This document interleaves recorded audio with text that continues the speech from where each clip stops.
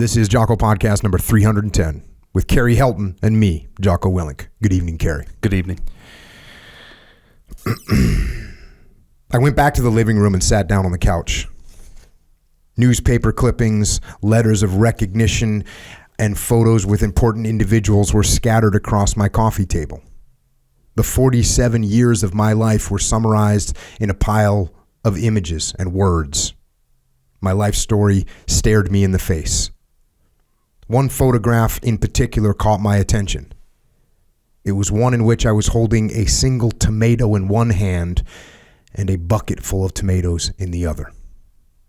I was wearing an old blue t-shirt and a pair of shoes that were ripped. My abuelo, Jose, and my siblings stood beside me. My abuelo posed with his straw hat. We were all wearing old, dirty clothes. The agricultural field seemed infinite in the background. The color of the shirt I was wearing in the photo was the exact color of the shirt I was wearing as I gazed at the picture at that moment. I had to smile, thinking about how things in life came full circle. I was now wearing a blue NASA polo shirt and not an old blue t-shirt. It dawned on me that there is no secret formula or magic for making dreams come true. The only way to make a dream come true is to have the passion, the work ethic, and the foundation of a good education to help go from one step to the next while pushing aside the obstacles in life. And that right there is an excerpt from a book. The book is called Reaching for the Stars. It was written by a gentleman by the name of Jose Hernandez, who has had an incredible voyage that led him from those fields picking tomatoes as a child out in Central California and doing that to help pay the bills for his family. And that journey took him all the way to man's final frontier, space, aboard the space shuttle as an astronaut. And it is an honor to have Jose with us here tonight to share his story with us and also share some of the lessons that he learned along the way. It's a great honor. Jose, thank you for joining us. Thank you for inviting me. It's a pleasure to be here. It's a wild story, and I kind of jumped to the end there. Yes. The voyage that you've been on the whole way and the perseverance that you've shown. Just an incredible story. Yes, I think it just epitomizes the American story, of what's possible here in this great country of ours, of being able to reach the American dream if you're willing to work for it. I always tell folks when I give my talks, I say, look, I'm a religious man, I'm a Catholic man, but I also know nothing's going to fall from the sky for me. Anything I want in this world of ours, you got to work for it. And my father taught me that at a very young age. And you saw that fact that working with my grandfather in the fields picking tomatoes, they taught us that work ethic. And they said nothing's going to come for free in this world. And I certainly believed it, and I just developed a great work ethic as a result. Incredible. Well, if we're going to go through the story, we might as well go through the story. Again, the book is called Reaching for the Stars. And as I read the story, look, folks, I'm not going to read the whole book. That's not what we're here for. But you got to get the book to get all the details. The level of detail that you give is incredible. There's funny parts in the book. There's sad parts in the book. There's triumphant parts in the book, and there's failure in the book. So it covers the full spectrum of human emotions. And so if you want to hear the full story, you got to get the book. Again, it's called Reaching for the Stars. So I'm going to jump ahead a little bit. Here we go. I was born August 7th, 1962 in French Camp, California. At that time, my family lived in Stockton, California. That is where the story of my life begins. I grew up surrounded by the love of my family and the many hardships that come along with being part of a migrant family.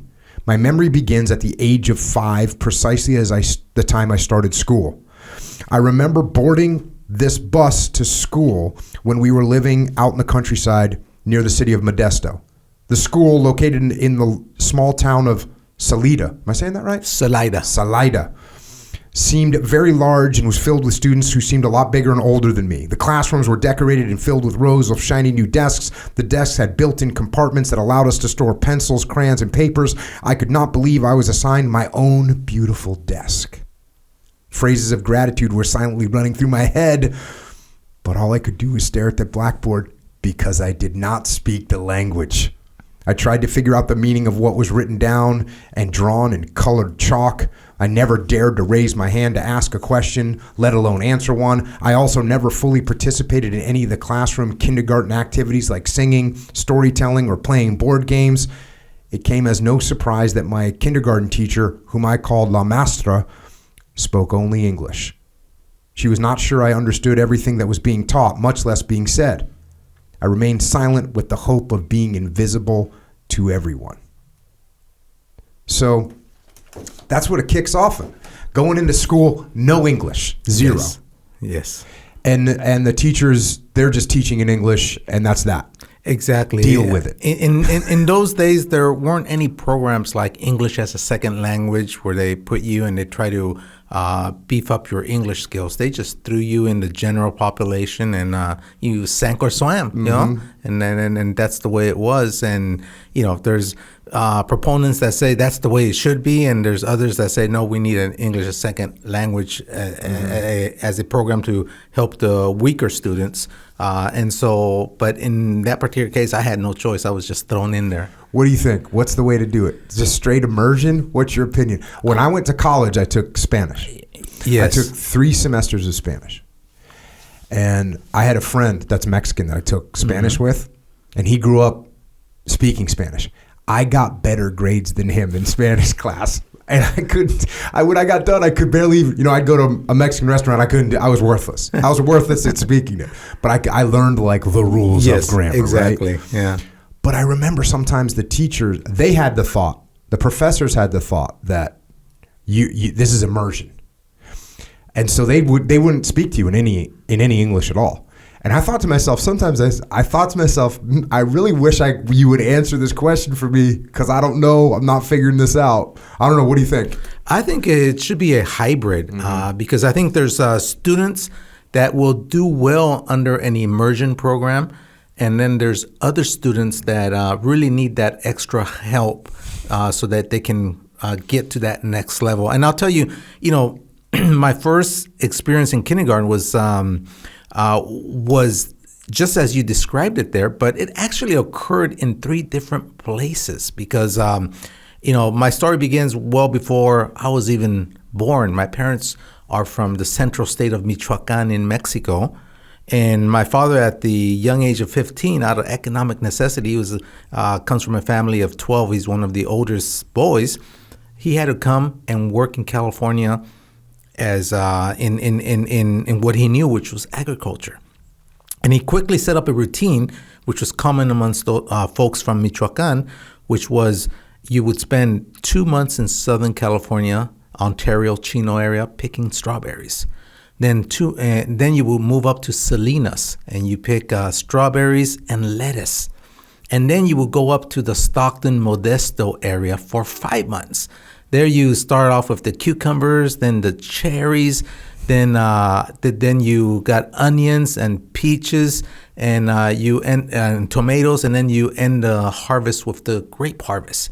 And then he will go back home for 3 months and cool his heels. Well, when he was 19, he met my mother from the same hometown. They got married. She was at the old ripe age of 14, you know, which would have been a crime these days now, right? But they got married, and luckily my dad incorporated my mom into this nomadic lifestyle. Mm-hmm. And of course, kids come along during the marriage, right? And there's 4 of us. I'm the youngest of 4, and where you were born dictated on what month you were born in. See, I was born in August. Okay, so you were an American then. The last stop, yes, the last stop. I was out, and my brother was born in September. Then I got a brother and sister born in December, and they were born in Mexico.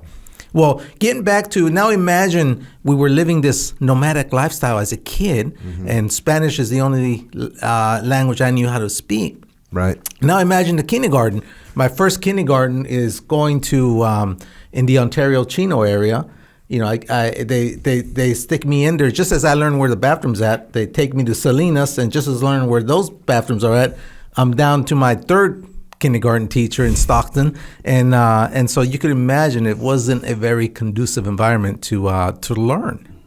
And that's eventually why your dad decided to stay up in America, right? Yes. As a matter of fact, in the second, and remind me to say something about my teacher at the end when we blast off and all that, because I always forget to tell that part of the story, which is pretty cool. But it wasn't until I was in the second grade.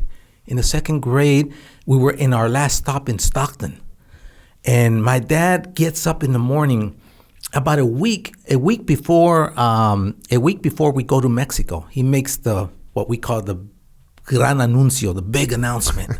And the big announcement was he would get up and say, "Kids, we're going to Mexico next week.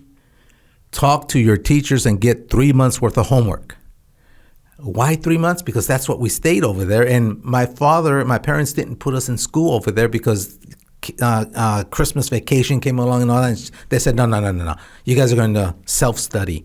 And so my mom would wake us up every morning in my grandma's house. We would go to the kitchen. They would give us a cup of hot chocolate, piece of French bread.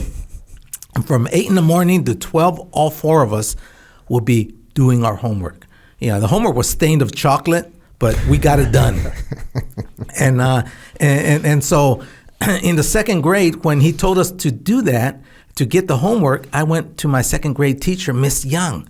And man, she was second grade. Who's your first crush?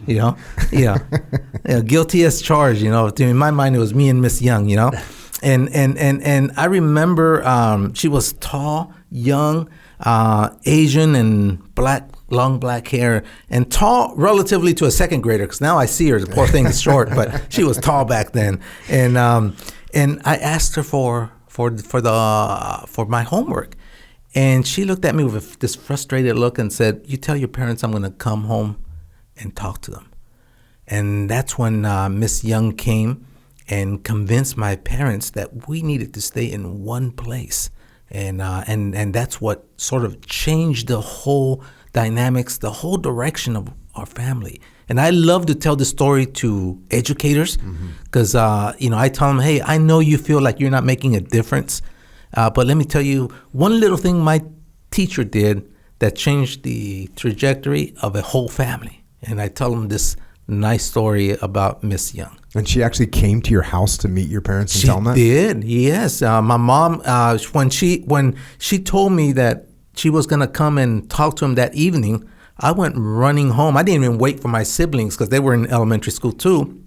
I went running home because I felt like Paul Revere, right? Teachers coming, with the lamps, and I tell my dad and my mom about it. And my mom, of course, like any Latina woman, instead of worrying about, because my dad first, when I told him the teacher was coming, he started taking off his belt because he said, "You must have did something bad."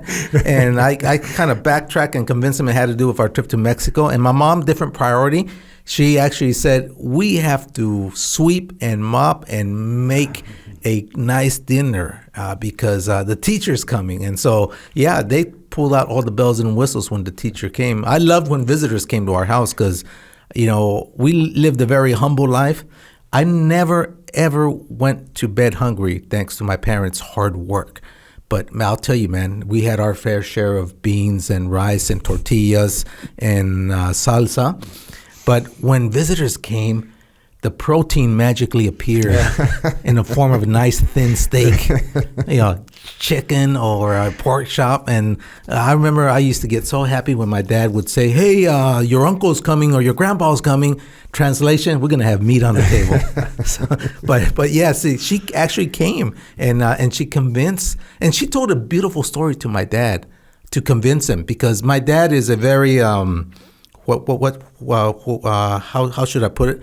A very proud man, and I remember after dinner they went to the small living room, and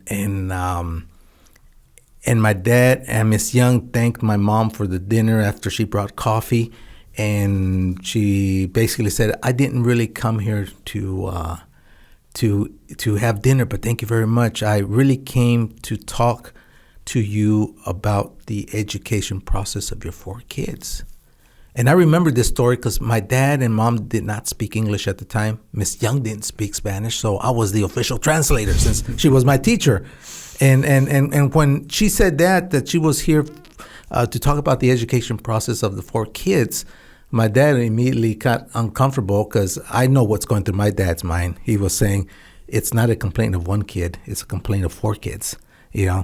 And Miss Young saw how uncomfortable he got, and she said, "No, it doesn't. It's quite the contrary, senor. It has to do the fact that I've had the privilege of having your 4 kids in my class, and let me tell you, they all love school. They're good students."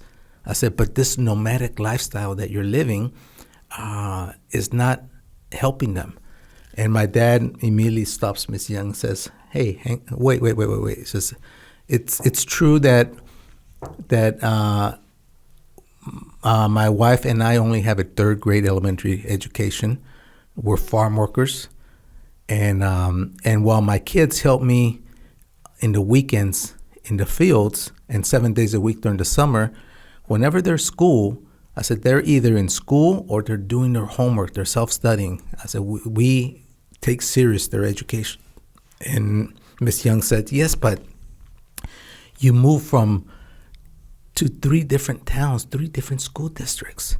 You know what my dad's response was? He said, "Yes, but we move on a Saturday," which was true. We finished school on a Friday. Monday, we were in the new town, new school district, and we were in school. So we didn't miss a day of school. He was right about that. and then Miss Young would say, "Yes, but then you go to Mexico for 3 months." And my dad says, "Yes, but they take your homework." So in my dad's eyes, he was meeting his obligation of giving us an education. He didn't realize that moving us around was detrimental to the process, the educational process. And Miss Young was clearly frustrated. And then I watched her closely, and then she kind of smiles, almost as if she got an idea. And she must have studied psychology because she was brilliant at it. The first thing she does is she caters to my dad's ego. She looks at Mr. Hernandez and says, "Mr. Hernandez, your kids tell me that you have many years experience in agriculture." Said, "Man, I think you can be considered an expert on agriculture issues." Oh, man, you didn't have to tell that to my dad. My dad starts pulling up his collar.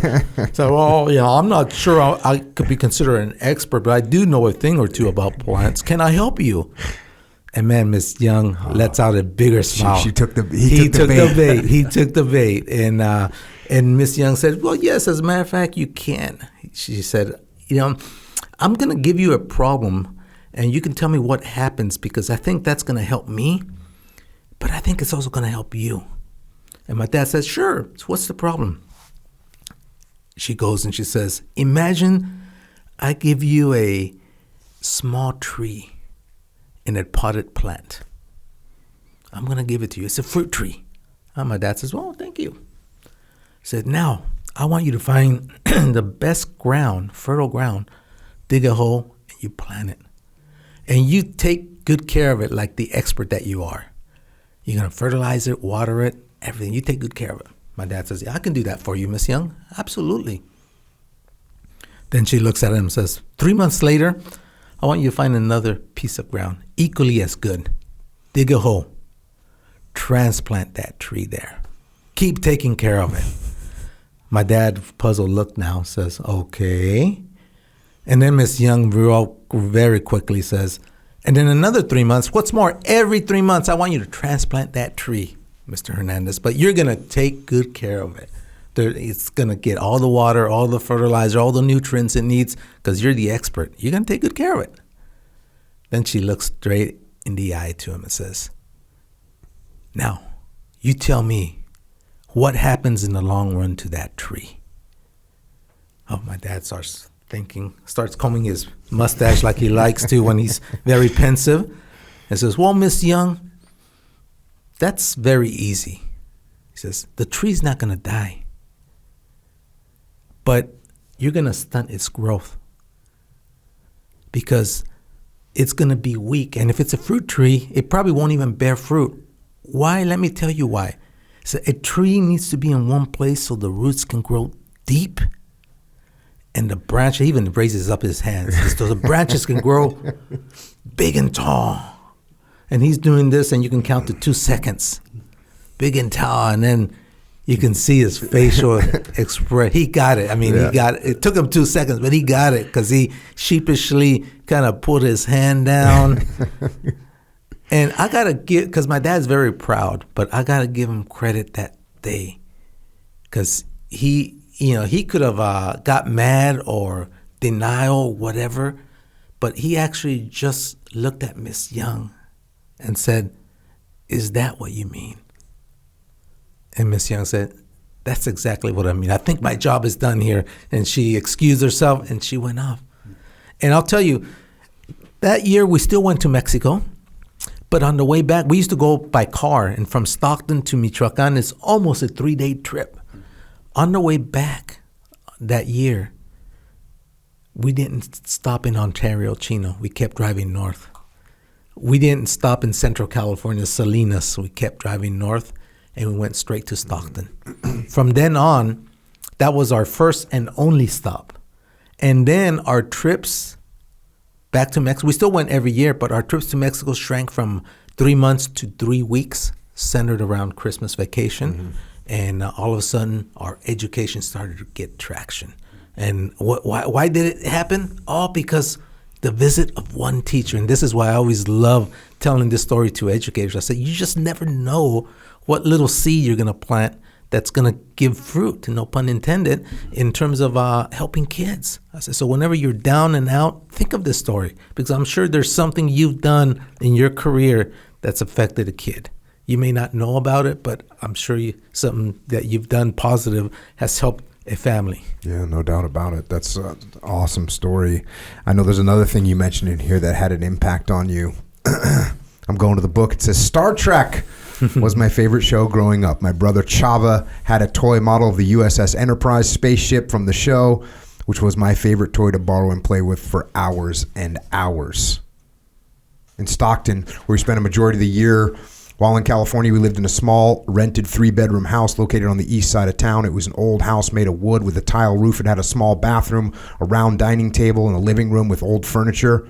Although the kitchen was small, it was always stocked with the necessities for making a delicious Mexican meal: tortillas, tomatoes, peppers, and onions. The cuarto, or bedroom, I shared with Chava and Gil, had only 2 beds, a desk, and a dresser. Our furniture was rather austere, and most of the pieces were secondhand. The most luxurious item my family owned was the black and white television set, and even that was old by normal standards. The street we lived on reflected the humbleness of its residents, my family included, with a few exceptions. My neighbors made a living working either in the fields or the canneries.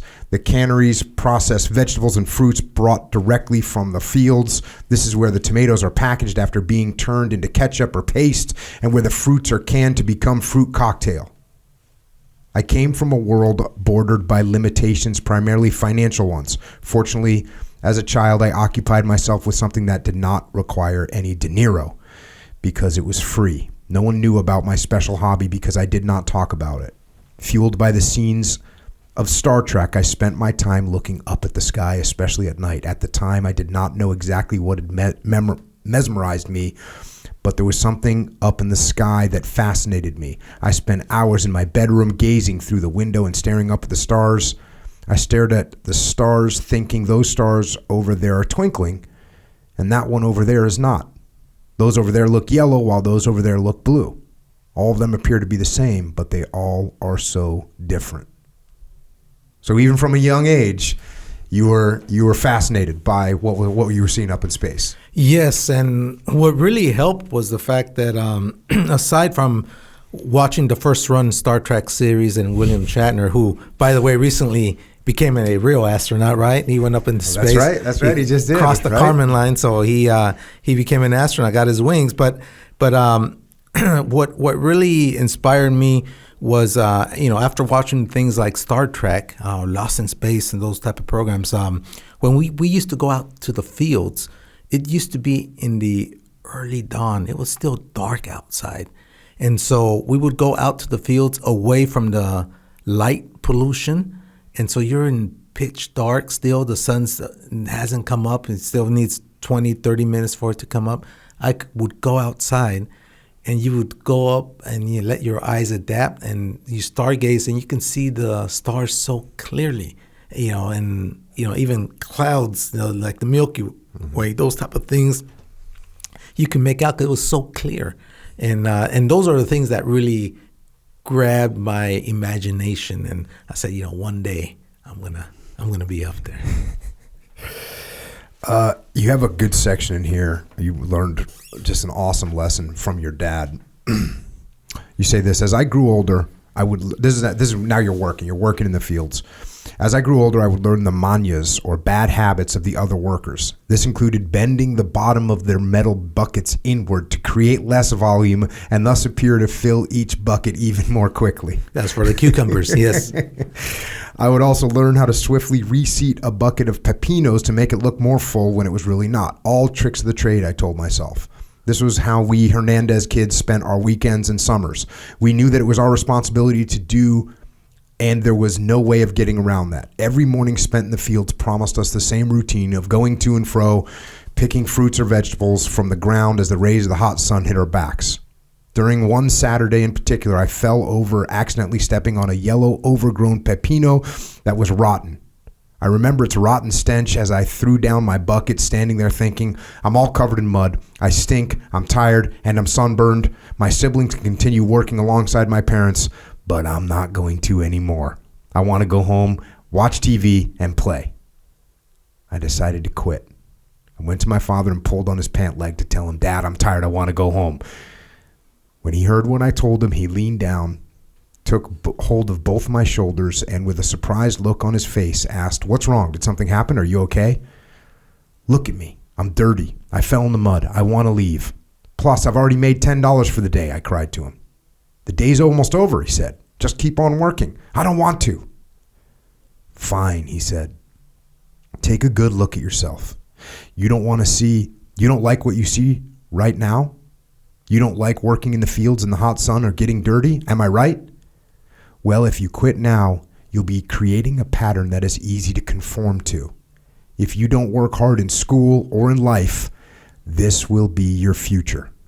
Is that what you want? No, I answered him. Well then, don't settle for $10. The day is almost over. Get back to work, he ordered, with just the right balance of authority and his version of tough love. What my father told me that day in the fields changed the trajectory of my life. It turned into the speech that transcended the end of a long day of working in the fields. We would hear it when all four of us sat in the backseat of our ramshackle car. Father would turn around to look at us before he would turn on the engine, and he would say, So how do you guys feel right now? We, of course, tired, sweaty, covered with mud, and we would answer accordingly. Good, he would say, because you kids have the privilege of living your future right now. Living our future right now? We would ask curiously. Yes, he would say. I'm not going to force you to go to school or get good grades. But if you don't, this is the type of job you'll have for the rest of your life. This is the future that awaits you. So if you want to quit school right now, no problem. I invite you to start coming to work with me every day as of tomorrow. My father's words made me realize that if I continued going to school, I could do whatever it was I wanted to do in life. If I studied hard, I might one day make enough money so my parents would no longer have to work in the fields. To this day, I believe my father's words changed the course of my destiny, and I am so grateful to him for that. Whew. I sometimes talk about the fact that I think one of the hardest things for kids to do is connect what they're doing right now to their future. They don't understand that exactly how hard they work right now is gonna put them wherever they end up in the future. And your dad made that connection loud and clear for you all, didn't he? Exactly. And he put it very well in saying you have the privilege, because he said, your neighbors, aren't working in the fields during the summer. They're off goofing off and having fun. Your friends, they're in the neighborhood, they're not doing that, but you are. So see, they don't know what their future is like. So they're happy-go-lucky, carefree, and they don't care diddly squat about going to school. But you know what your future is like. Here it is. You're living it. So you want to do this the rest of your life? And I said, man, I don't want to do this the rest of my life. I think I'm gonna do well in school because I want something better than this. And so it was a hard lesson. I know my kid, one of my kids was telling me the other day, we were walking through our town and there was, like some homeless drug addicts, clearly on drugs, clearly just in a totally bad position in life. And they were telling me that when they were little, I would walk by those people and say, that's what drugs do to you. And they remember that. It's the same, the same type of approach your dad took. Exactly. Left an impression on you. So now I'm going to fast forward a little bit. Again, you got to get the book to get the whole story. I'm skipping giant swaths of the book, but going fast forward a little bit here. Things at school continue to get better.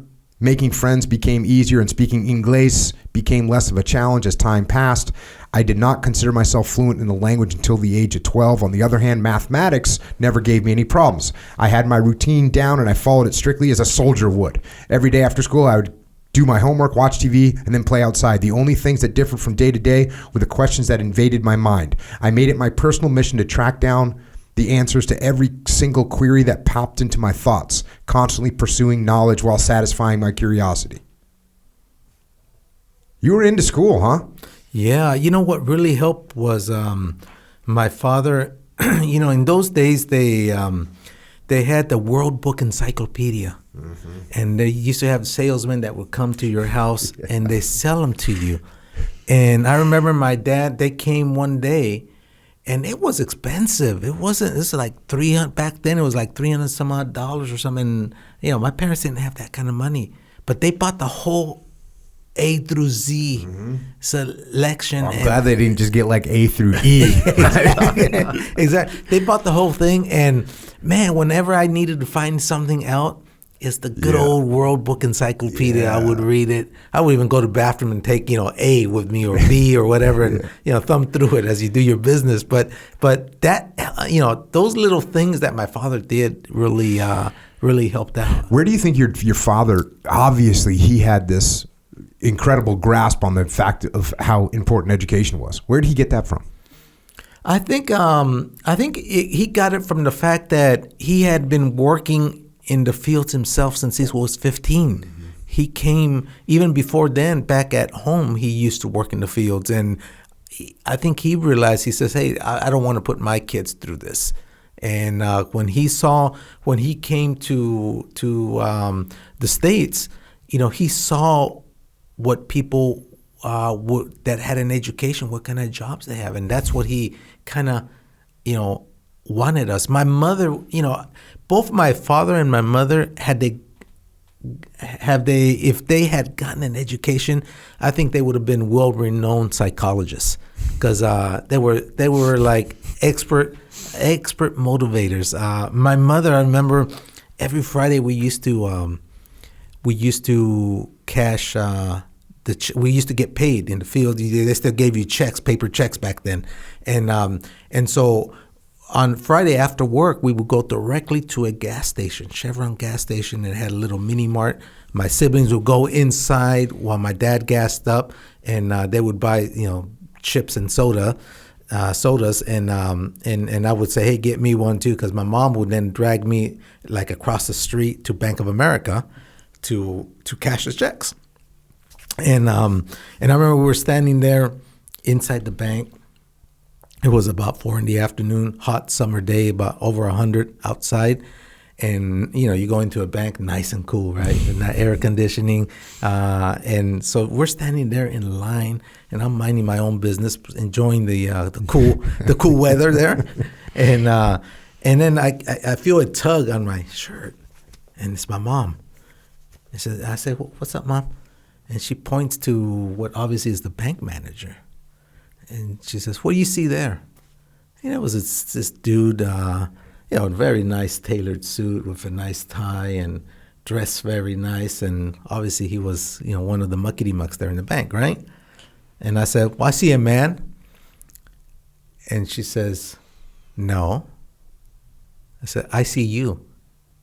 I said, look at yourself right now. Of course, I was sweaty, kind of dry cake mud on my Levi's pants and tired. And it says, look at your hands. And, they're all dirty and everything. I said, this is why you have to, pointing to my head, says, this is why you have to work with this. If you work with this, that's how you're going to dress, and this is where you're going to work. In a place like this, air conditioning, inside, in the shade. But if you work with this, says your body is going to break down.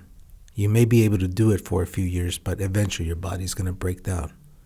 So she would always say, ojo, ay. You better do well in school. So they both kind of like bombarded us from different directions and subtle and not too subtle ways of making sure. And she was the one that was helped us develop the study habits. Because as soon as we came home, my parents would always race from the fields back home to make sure they were home before we got home from school so we wouldn't find an empty house. And my mom's routine was she would dart to the kitchen. She would make her fresh tortillas, the beans, rice, and salsa. And that was the bait because we would come home from school. We were hungry, and she would sit us down and she would feed us. But then we couldn't get up. He says, crack open your books, show me that you finished your homework, do your homework and show me you finished. And only until then we would be allowed to get up and go to play outside with our friends. But she was the one that instilled those study habits that, came in handy once you started college. The fact that you had that discipline of saying, hey, I got to take care of this before I go enjoy myself. Here's another impactful moment. Fast forward a little bit. It was during that particular summer of 1969 when a major event occurred that would make a big difference in my life. Despite the war in Vietnam, the internal conflicts in the U.S., and the hippie movement, it was an important year for humanity. It was a year that left a strong impression on me at the tender age of 7. On the morning of July 20th, 1969, the entire world was glued to the television set, waiting in awe for an historic event to take place. Mankind had managed to do the unthinkable. A person was about to set foot on the moon. Later that night, the first images of Neil Armstrong on the surface of the La Luna were transmitted into households around the globe when he put his foot on the moon and he uttered the famous line that transcended time. That's one small step for man, one giant leap for mankind. When I heard these words, I felt indescribably shocked. I was captivated by this man, by this science, which left me in awe.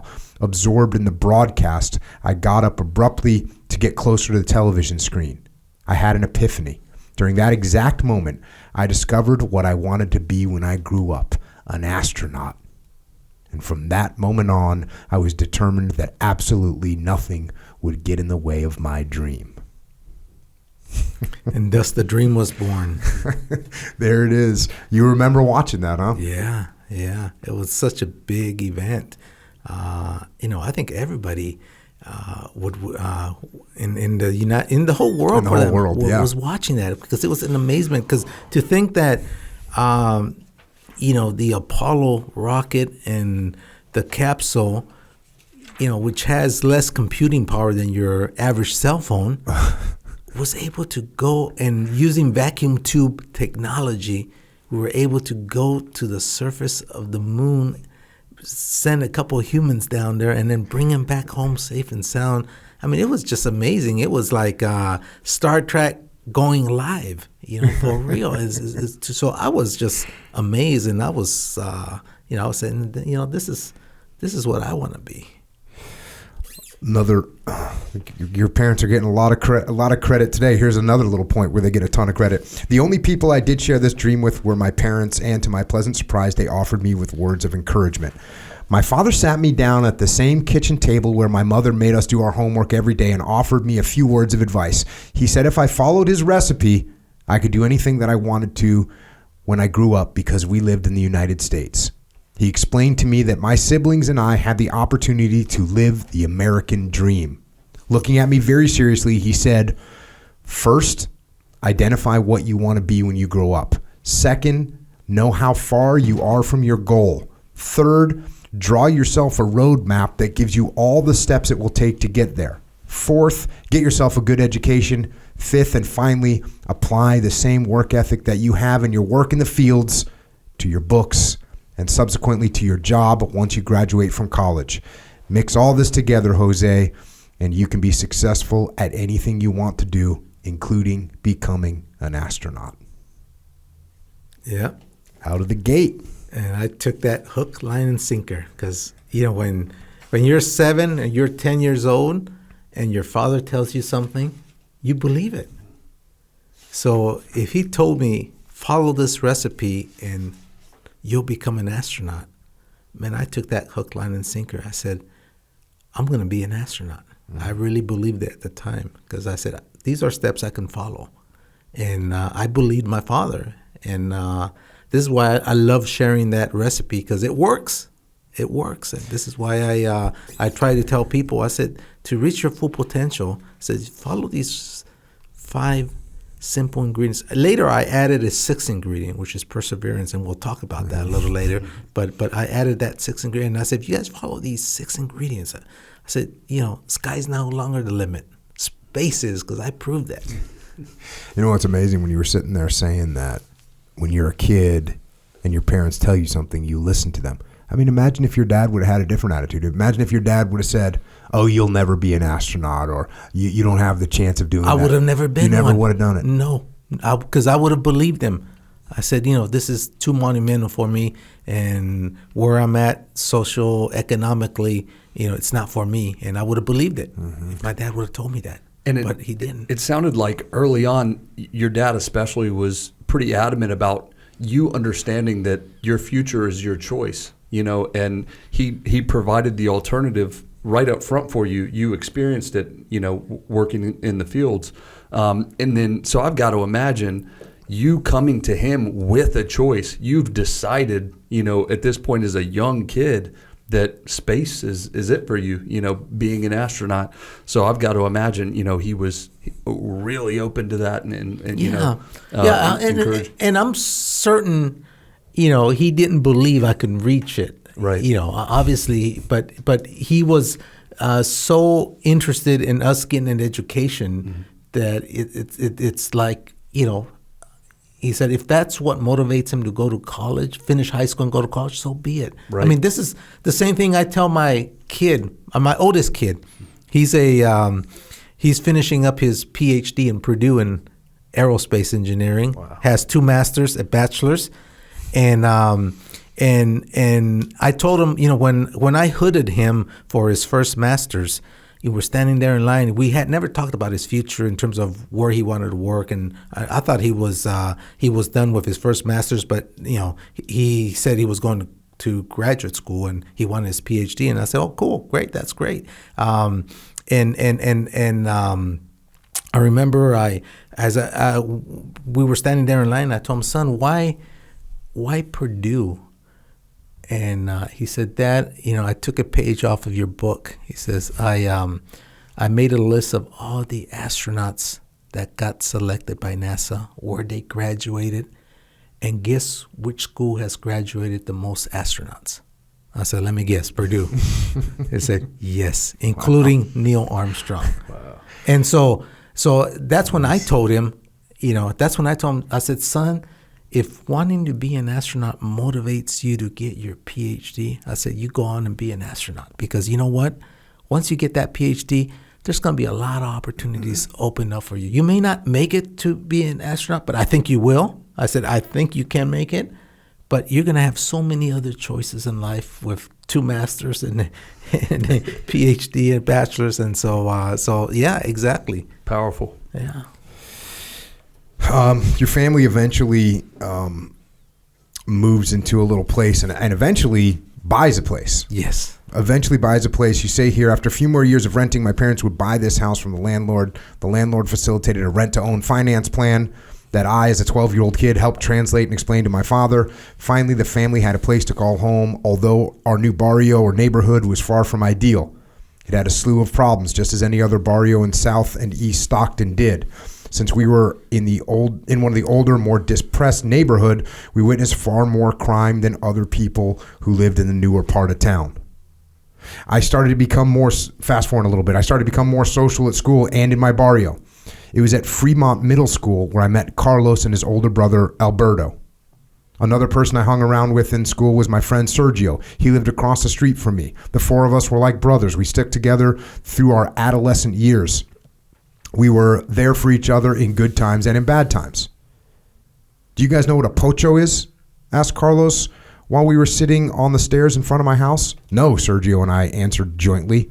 A pocho is a Mexican born here in the United States who is neither a Mexican nor an American. Like us, he explained. Carlos and Sergio wore those white t-shirts without sleeves, baggy gray khaki pants, and shiny black Stacey Adams dress shoes that always looked too big for their feet. Their accessories generally consisted of a bandana either neatly folded in their back pocket or worn around their head, covering most of their forehead, and a chain that hung from their belt loop. Is it a bad thing to be a pocho? I asked. No, but in case you haven't noticed, they don't seem to like us here in the U.S. or in Mexico. They will pick on us here or there. That's why we have to stick together. If we don't, we'll be easy targets, and they'll get us. Who will get us? The gringos and the Mexicans that have come straight from Mexico. As I said, they don't like us. When we go to Mexico, they tell us that we're too Americanized. Meanwhile, the gringos call us dirty Mexicans. Either way, we can't win. It's like we have no roots and don't seem to belong in either place. I'm telling you, that's why we have to stick together. Fast forward a little bit. Things around my neighborhood were never easy. Gangs were everywhere. They congregated on a daily basis, hoping to define their territories. Drugs like marijuana were commonly used and sold in our barrio. Drive-by shootings occurred to a lesser extent, but nonetheless kept the neighborhood on edge. Families were dysfunctional, divided, and grew apart due to inattentive parents suffering from alcoholism or other various addictions. The children from these broken homes were quickly recruited to join gangs. So year after year, the membership of these groups multiplied. I admit that it was difficult to escape that environment. Although I managed to steer clear of such activities, I had to somewhat assimilate in order to survive. Soon my appearance and attitude began to change. As I spent more time with Carlos, Alberto, and Sergio, I became tougher and tougher, or so I thought. I began wearing baggy pants, oversized flannel shirts, and shoes that were one size too big. I walked down the streets with an attitude while I was emulating Alberto's gestures. My objective was to conceal the true Jose while trying to look like the rest of my peers. I did not want to be labeled a schoolboy or bookworm so that I could avoid being harassed. However, when I was in class and with my family, I was my true self. I was playful, studious, and responsible. But when I was on the streets, I was one of the homeboys, as we pochos would call ourselves. The price of assimilation was steep. Soon I started to deny I knew how to speak Spanish, and I began paying less attention to my Mexican roots. So there's some alternative paths besides the one that you were trying to go down. That's right. That's right. These three friends of mine that... And what age are you at this point? This is a junior high. So we're talking like 12, 13? 12, 13, 14, yeah.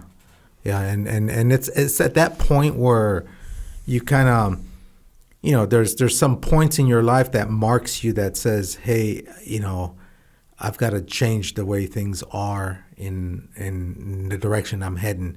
Because I was doing that with my friends because you had to do that in the neighborhood. But then you went back to school, you went back home, and you tried to clean yourself up so that your parents don't see like you're turning into a thug, right?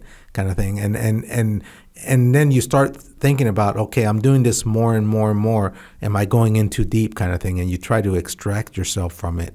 And you see my buddies, they went into it, and they went into it feet first and didn't try to come back. They embraced it and got deeper and deeper. Then started using drugs. I didn't use drugs.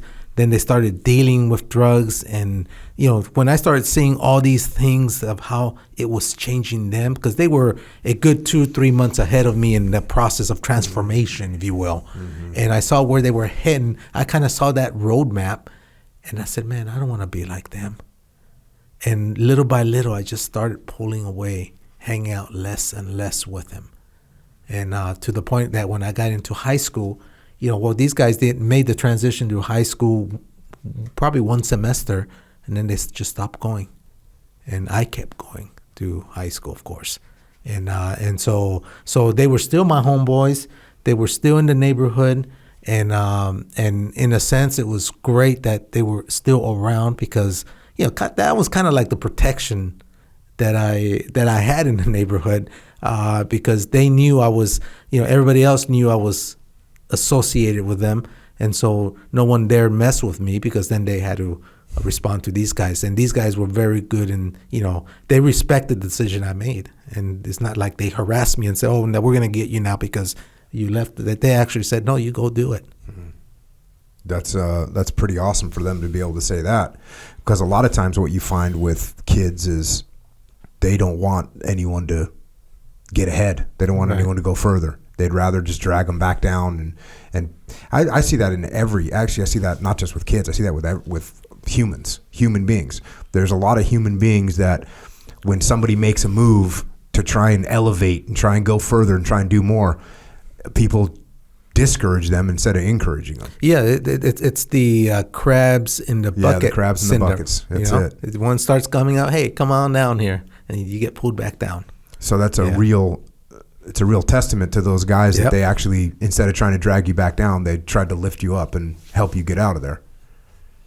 Yeah. Was there anything that happened that you saw? Well, how did you recognize that the path that they were going down was not the right path? Because, you write it about it in here. Here are these guys, when you're 13, 14 years old, what do you want? Well, you want money, you want girls, you want a cool car, you want to be popular. And here were these guys. Well, guess what? They had money, they had, they had girls. They had girls. Yeah. So they kind of had the stuff that a young 14, 15-year-old kid wants.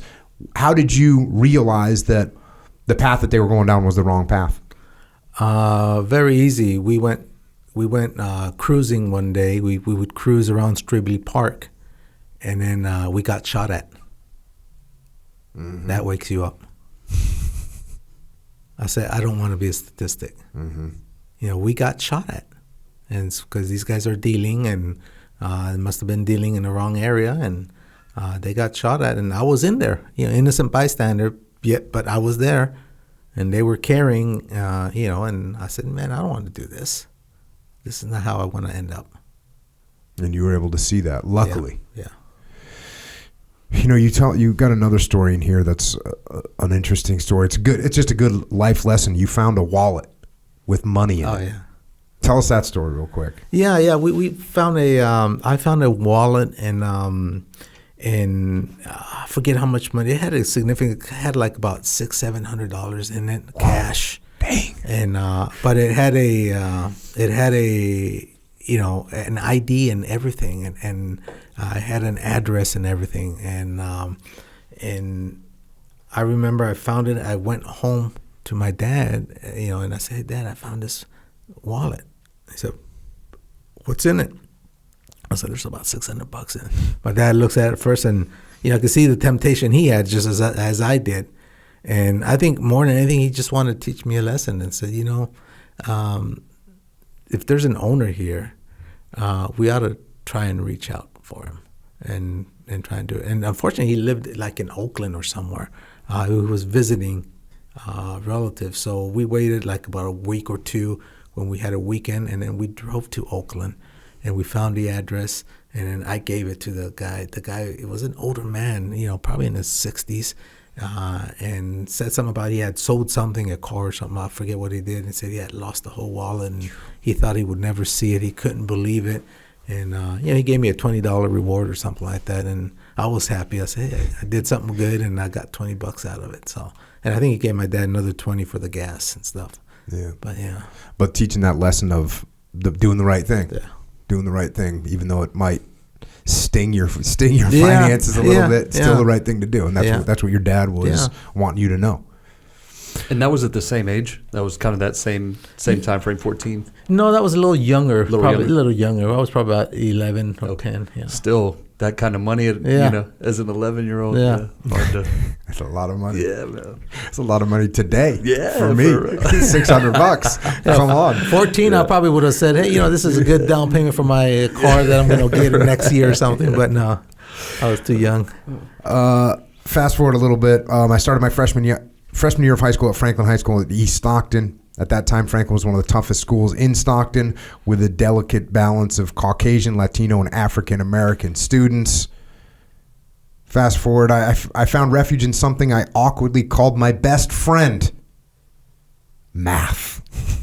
Yes, math made me smile. It was fun. It remained my strongest subject as I maintained good grades throughout 4 years in high school. You talk about a guy, Mr. Zendejas? Sal Zendejas. And he told you were kind of talking to him about, your past and your history and your ancestors.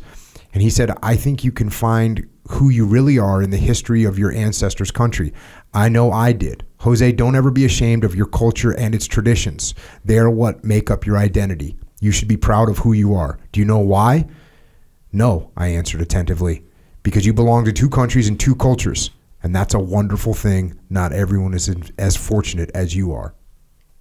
So that's a kind of a reversal on the Pocho thing, where they're telling you don't speak Spanish. Like people, like your friends, hey, we don't speak Spanish. You were hiding the fact that you spoke Spanish.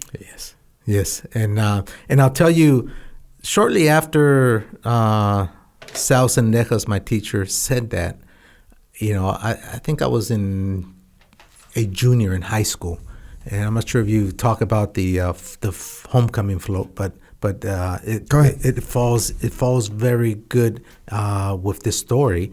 Was when I was a junior in high school, I started participating in student government. Senior, I became student body president, but junior, I was barely starting. So I was part of the student council, and so I went to the meetings, and we were getting ready for homecoming.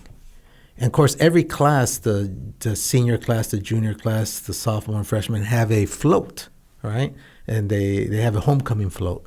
And I remember ours, we wanted to build a float and everything, and they were saying, okay, but we need a flatbed and a truck. Does anyone have a flatbed and truck? And no one had one, because my dad drove a flatbed and a truck, so I knew I had one, right? But I wouldn't say anything because I knew my dad. My dad is not going to lend it to us in the sense of drop it off somewhere where we can work and use it, and then he'll go pick it up once we're done. He's not like that. He's the type that says, "Oh yeah, you guys want? Sure, you can use it, but you guys come here so I can keep my eye on my truck and my flatbed. So you have to come here."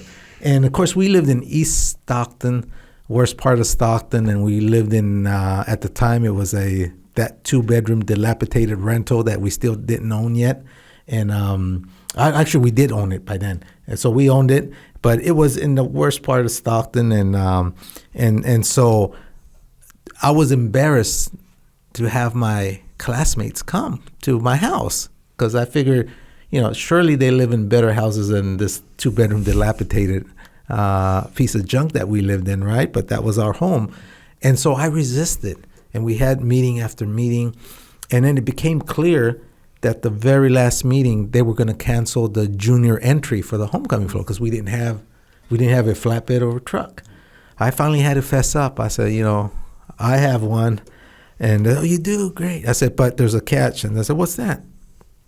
We got to build a float in my house, in our front yard there at the flatbeds there. My dad won't take it anywhere. Oh, don't worry, we'll go, and what's the address?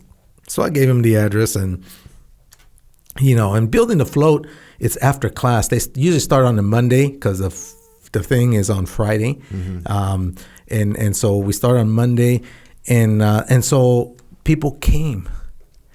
And I remember the first day I was kind of like embarrassed, but they all jumped on the truck. They started working on it. Then all of a sudden, my mom starts bringing in burritos, tacos, agua fresca. My dad brings out the boom box and puts music. My brothers and sisters start helping out. And then the next day, word got out, hey, there's good food and music. Party at Jose's. Exactly. So it got bigger. By Thursday, it was like, it was overflowing, and it was great. And I remember a guy, a friend of mine, comes to me, and he looks at me, and he says, man, I'm so jealous of you. And I said, jealous of me? And this is a Caucasian guy, lived in the north side of Stockton, good place, Stockton.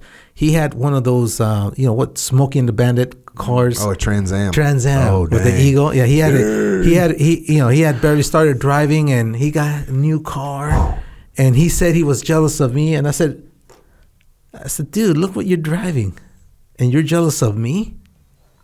And he said, yeah. I said, sure, I have this new car, and I live in North Stockton. He says, but, my parents are divorced. I never see my dad. My mom's a nurse. She works long hours. I hardly see her. I always come home to an empty house. And to think you come home to this? I said, this is what I want.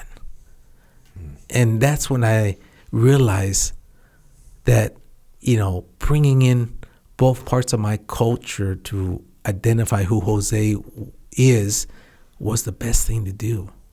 And that's when I stopped being embarrassed of my Mexican heritage. That's when I embraced it. And I said, with lots of pride, yeah, I'm a Mexican American, because I'm able to get the best of both cultures to define who Jose is today. And so that's, after hearing Mr. Sendejas' words, I put it to use, and I realized I had this conclusion that said, hey, it's not bad getting the best things of both cultures. Of course, there's people that get the worst things of both cultures, and that's real bad. That's my buddies down the street, but that's another thing. Yeah. It's all on what you focus on too, right? Exactly. You focused on those positive aspects. Pursued that, took you places. Yeah. You talk about that. You did end up being like you said, the student body president, class president. That's pretty cool. You talk about the election in here and stuff like that.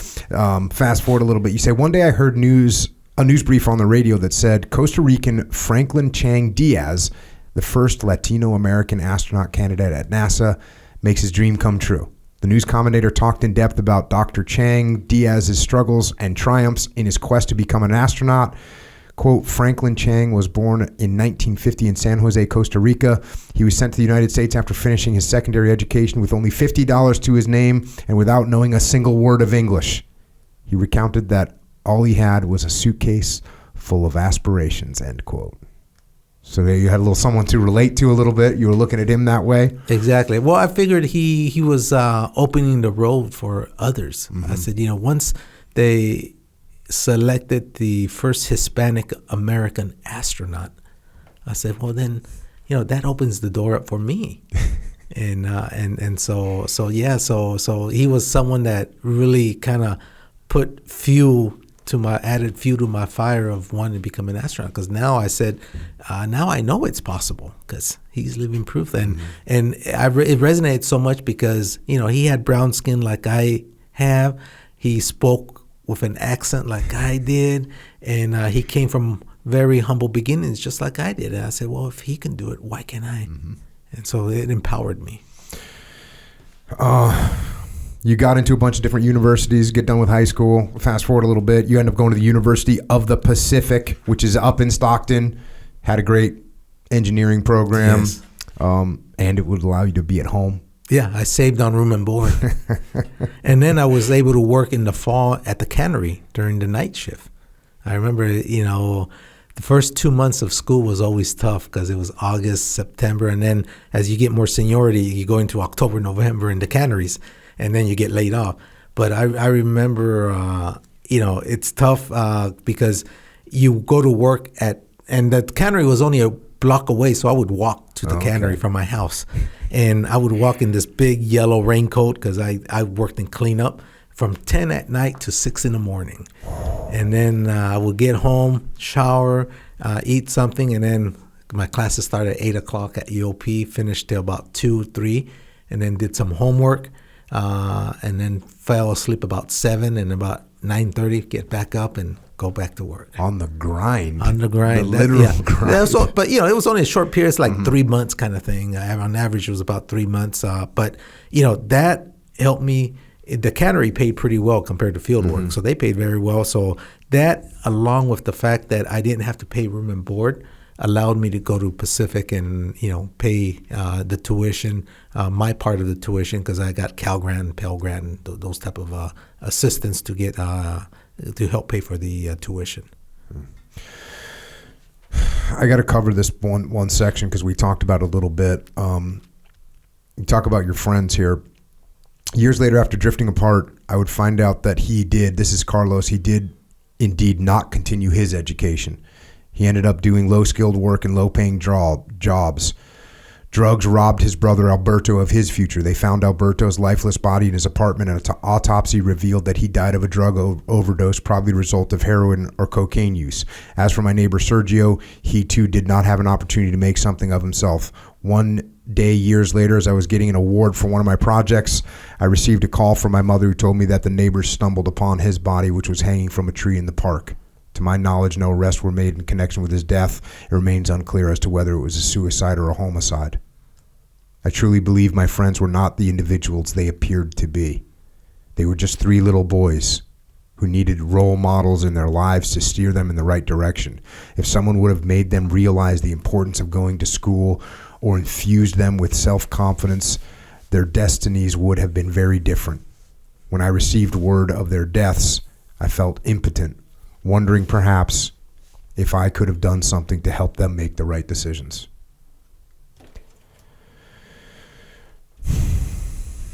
When you were talking earlier about Mrs. Young or Miss Young. Miss Young.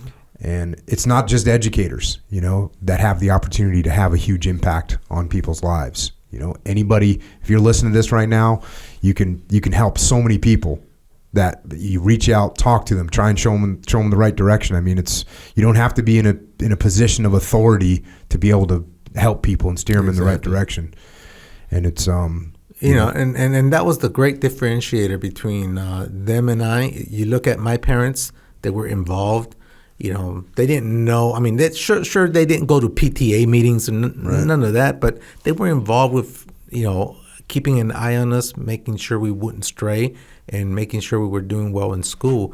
Whereas with my friends, one for one of them, the one that lives across the street, his father was never there. He would come home like a day or 2 days before the first. Why? Because that was when the welfare check arrived. And he would sweet talk his wife, take like 90% of the money, disappear for the rest of the month, and then give him 10% to fend for the rest of the month for the whole family, which was terrible.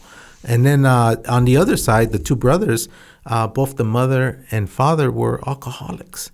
And so it was it was a dysfunctional family on both sides there that didn't help them. And so when you become successful and then you hear what happens to your buddies, you can't, feel, you can't help it but to feel bad, because you say, is there anything I could have done to have helped them along the way so they wouldn't have ended up the way they have ended up. And one OD'd, another one still selling drugs on the street, and the other one apparent suicide. And you say, you do feel guilty, because you say, maybe I could have done something, but who knows. Speaking of people having influence, tell us a little bit about Senora Bello. Oh, Senora Bello. Uh-huh. Bello, okay. Bello, yeah. She was a tough cookie. She started off in junior high. And then when we went to high school, she actually transferred to the high school. So we got a double dose of her, which I don't know if it was good or bad. But the first dose I got of her was in junior high.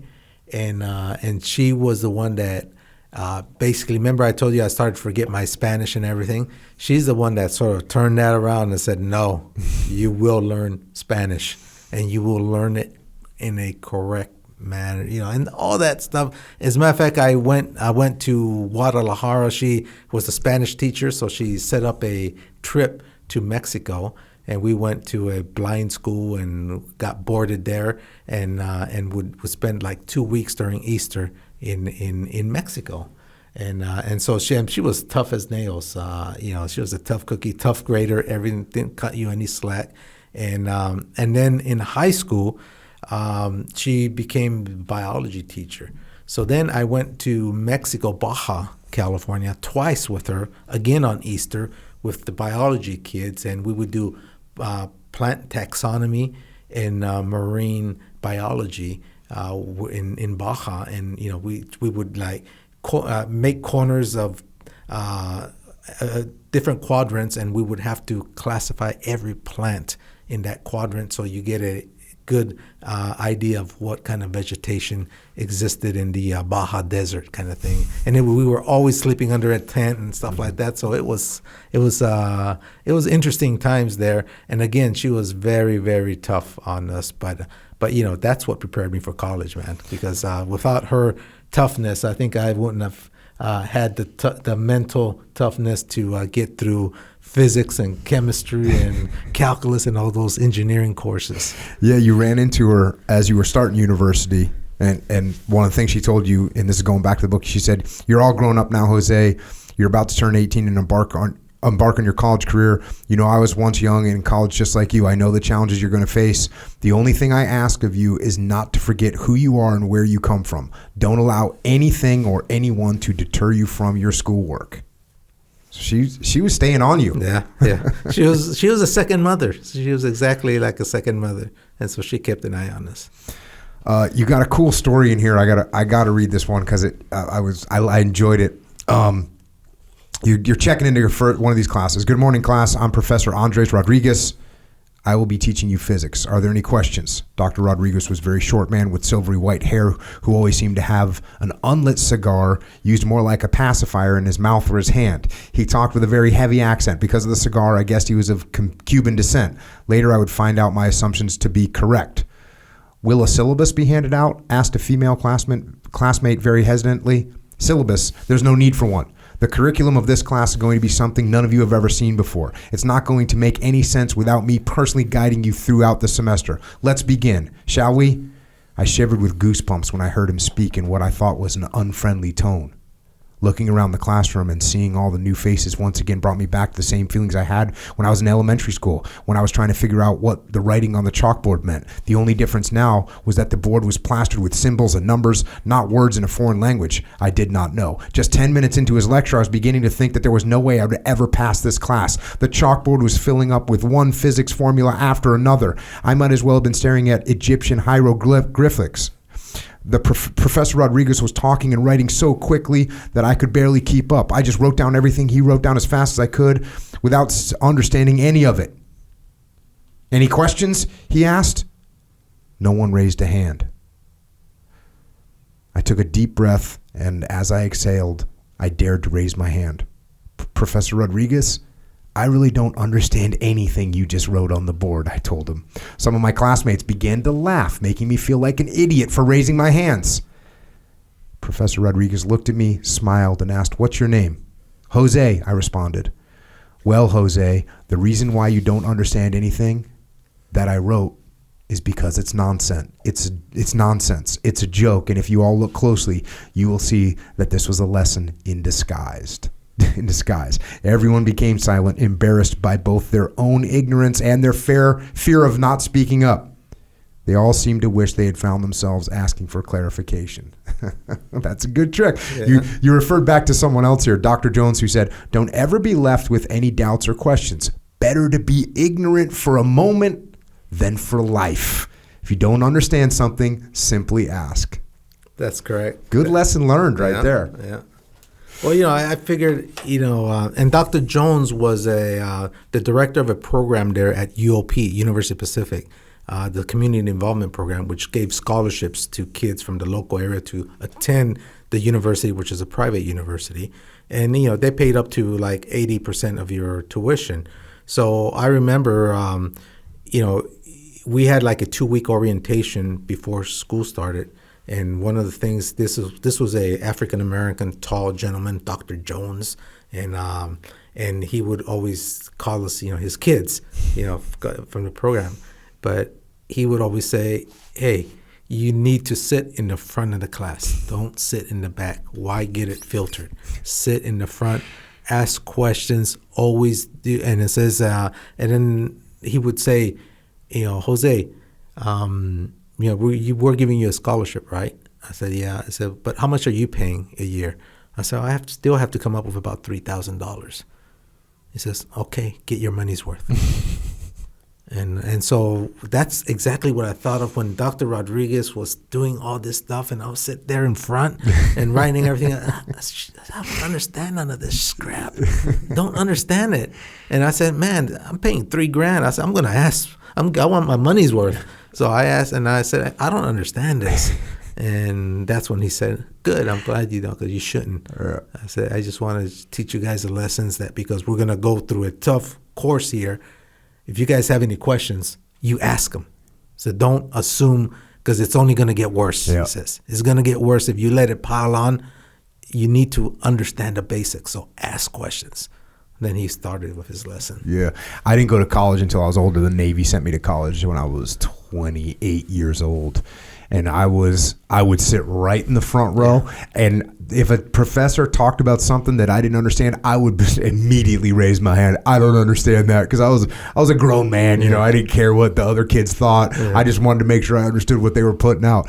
But that's something I learned in the SEAL teams. If you're starting to learn a tactic or a technique and you're not getting it, and you try and pretend like you get it, it's going to catch you, and it's going to bite you. It's going to bite you. It's going to bite you. That same thing being an astronaut. You say you can't pretend. You got to understand, because you know what? This little button, it could save you or it could kill you. Fast forward a little bit, you end up with a job opportunity. This was not only a job, it was an opportunity. Lawrence Livermore National Laboratory is a premier research facility dedicated to national defense and is funded through the Department of Energy. It was located just 40 miles from my home, allowing me to commute to work while I was making some money too. I could not stop thinking of how I would feel on the first day walking through those doors. So you had this opportunity to get this job at a lab. Yes. That's a huge opportunity. Yes. It was premier national laboratory, R&D in defense applications.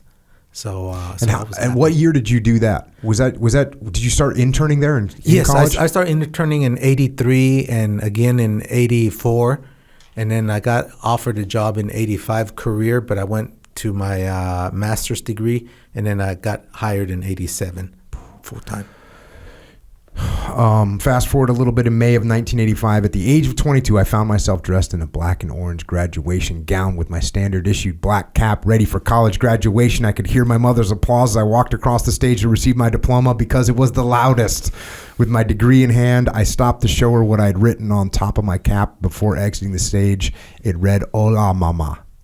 It was a symbol of my gratitude for everything she had done for me for my entire life. I remember clearly how everyone turned to look at her as she rose from her seat, and how her crystalline eyes, which were holding back tears, met mine as she blew me a kiss. Big day. Very big. You say I wasted no time in starting my career at Lawrence Livermore National Laboratory in Livermore, California. This is where you decide, well, got to go through the mindset here. I came to the conclusion that for me to flourish and successfully compete in this environment, I needed to obtain a postgraduate degree. This realization, coupled with the fact that I could not stop thinking about how I could get into the NASA astronaut program, led me to my next big decision in life, to attend graduate school. After all, Dr. Franklin Chang Diaz had a doctorate degree, and NASA chose him to go into space. So you're checking these boxes. That's right. End up going to the University of California at Santa Barbara. And this was the first time you got to go to school where all you had to do was go to school. Exactly. And then the first time away from home too. Okay. And so, but yes, it was the first time I had a full ride scholarship, even paid for my room and board. And my only job was to go to school. Yeah. Because every other time when I was an undergraduate, I was in the cannery, working in restaurants, work study, tutoring, doing everything. I was always busy. And here, the only thing I had to do was go to school, and it was so easy. Luxury. It was luxury. It was so easy because I said, well, what else I always felt when I was there, felt so guilty because I said, what else do I need to do? I said, no, you're all caught up. Yeah, that's luxury. I had that kind of luxury too. So I went to college. Like I said, the Navy sent me to college, but the Navy, for some reason, it was an old program. I got commissioned as an officer before I went to college. So then I did 2 years at a SEAL team. Then they sent me to college. So I was an officer. I didn't have, like Johnny Kim, who you know, Johnny Kim, when he went to college, he had to do ROTC, and we went to the same college, University of Cincinnati, but he had to go to ROTC and put on his uniform and do whatever the Navy requirements were. To do, yeah. Me, I was just go to college. I was the exact same as you, just getting a full pay. I was getting a paycheck. Actually, my deal was even better than yours, I think, because I was getting a full Navy paycheck. Oh, yeah, yours was better. I was the highest paid college freshman of all time. It was almost and getting your tuition paid, right? Yeah, and my tuition was fully paid. Yeah, it was ridiculous. Oh, that's great. But for you, going from where all your career, you were working at the cannery from 10 o'clock at night till 6 in the morning, and now you're just there, just focused on school. Exactly. Luxury. Exactly, it was. Awesome. You were kind of making a transition to another level. Meanwhile, this happens. Going back to the book, couple murdered in Stockton. Yeah. News article. The article confirmed that the victims were family members from my father's side. Dumbfounded, I immediately called my parents to inform them of the tragedy, but they already knew. They were distraught, understandably so. I started thinking my parents live in a neighborhood similar to the one where my Tio and Tia were just murdered. How could I allow my own parents to continue living in such a place? So you start feeling like you got to do something on your parents. Now, this is where you start getting psychological back on your parents. That's right. Because you knew you couldn't just say, hey, I want to move you in with me. Well, they're going to be resistant. Yeah. They're going to be resistant because they're used to the old neighborhood, used to the corner supermarket and those type of stuff. And I knew there was going to be resistance. Right. But I wanted to get them out of that neighborhood because I said, same thing that happened to my uncles could happen to them. Yep.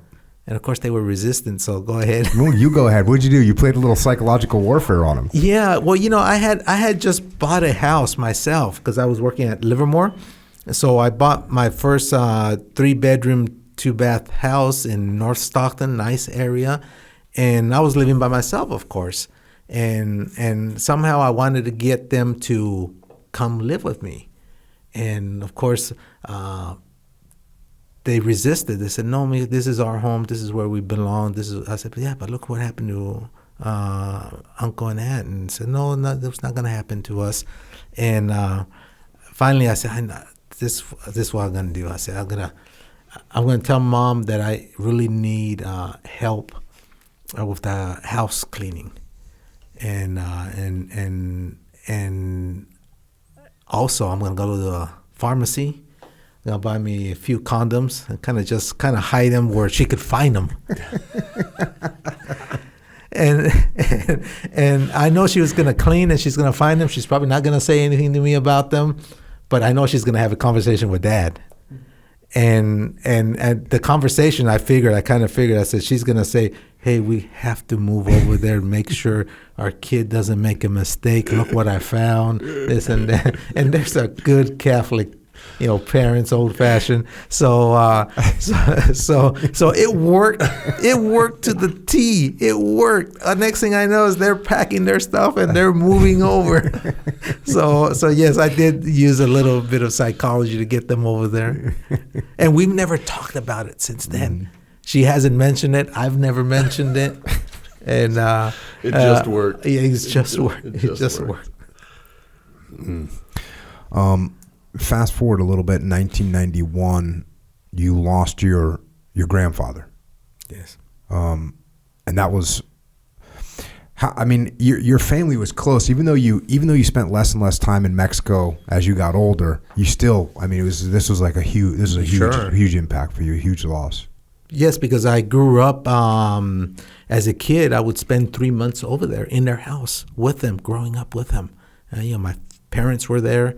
My siblings were there. Cousins would come over, but my grandfather and and grandmother were there, and so they were like the matriarch and patriarch of the family kind of thing, and so it was a big loss when we lost them.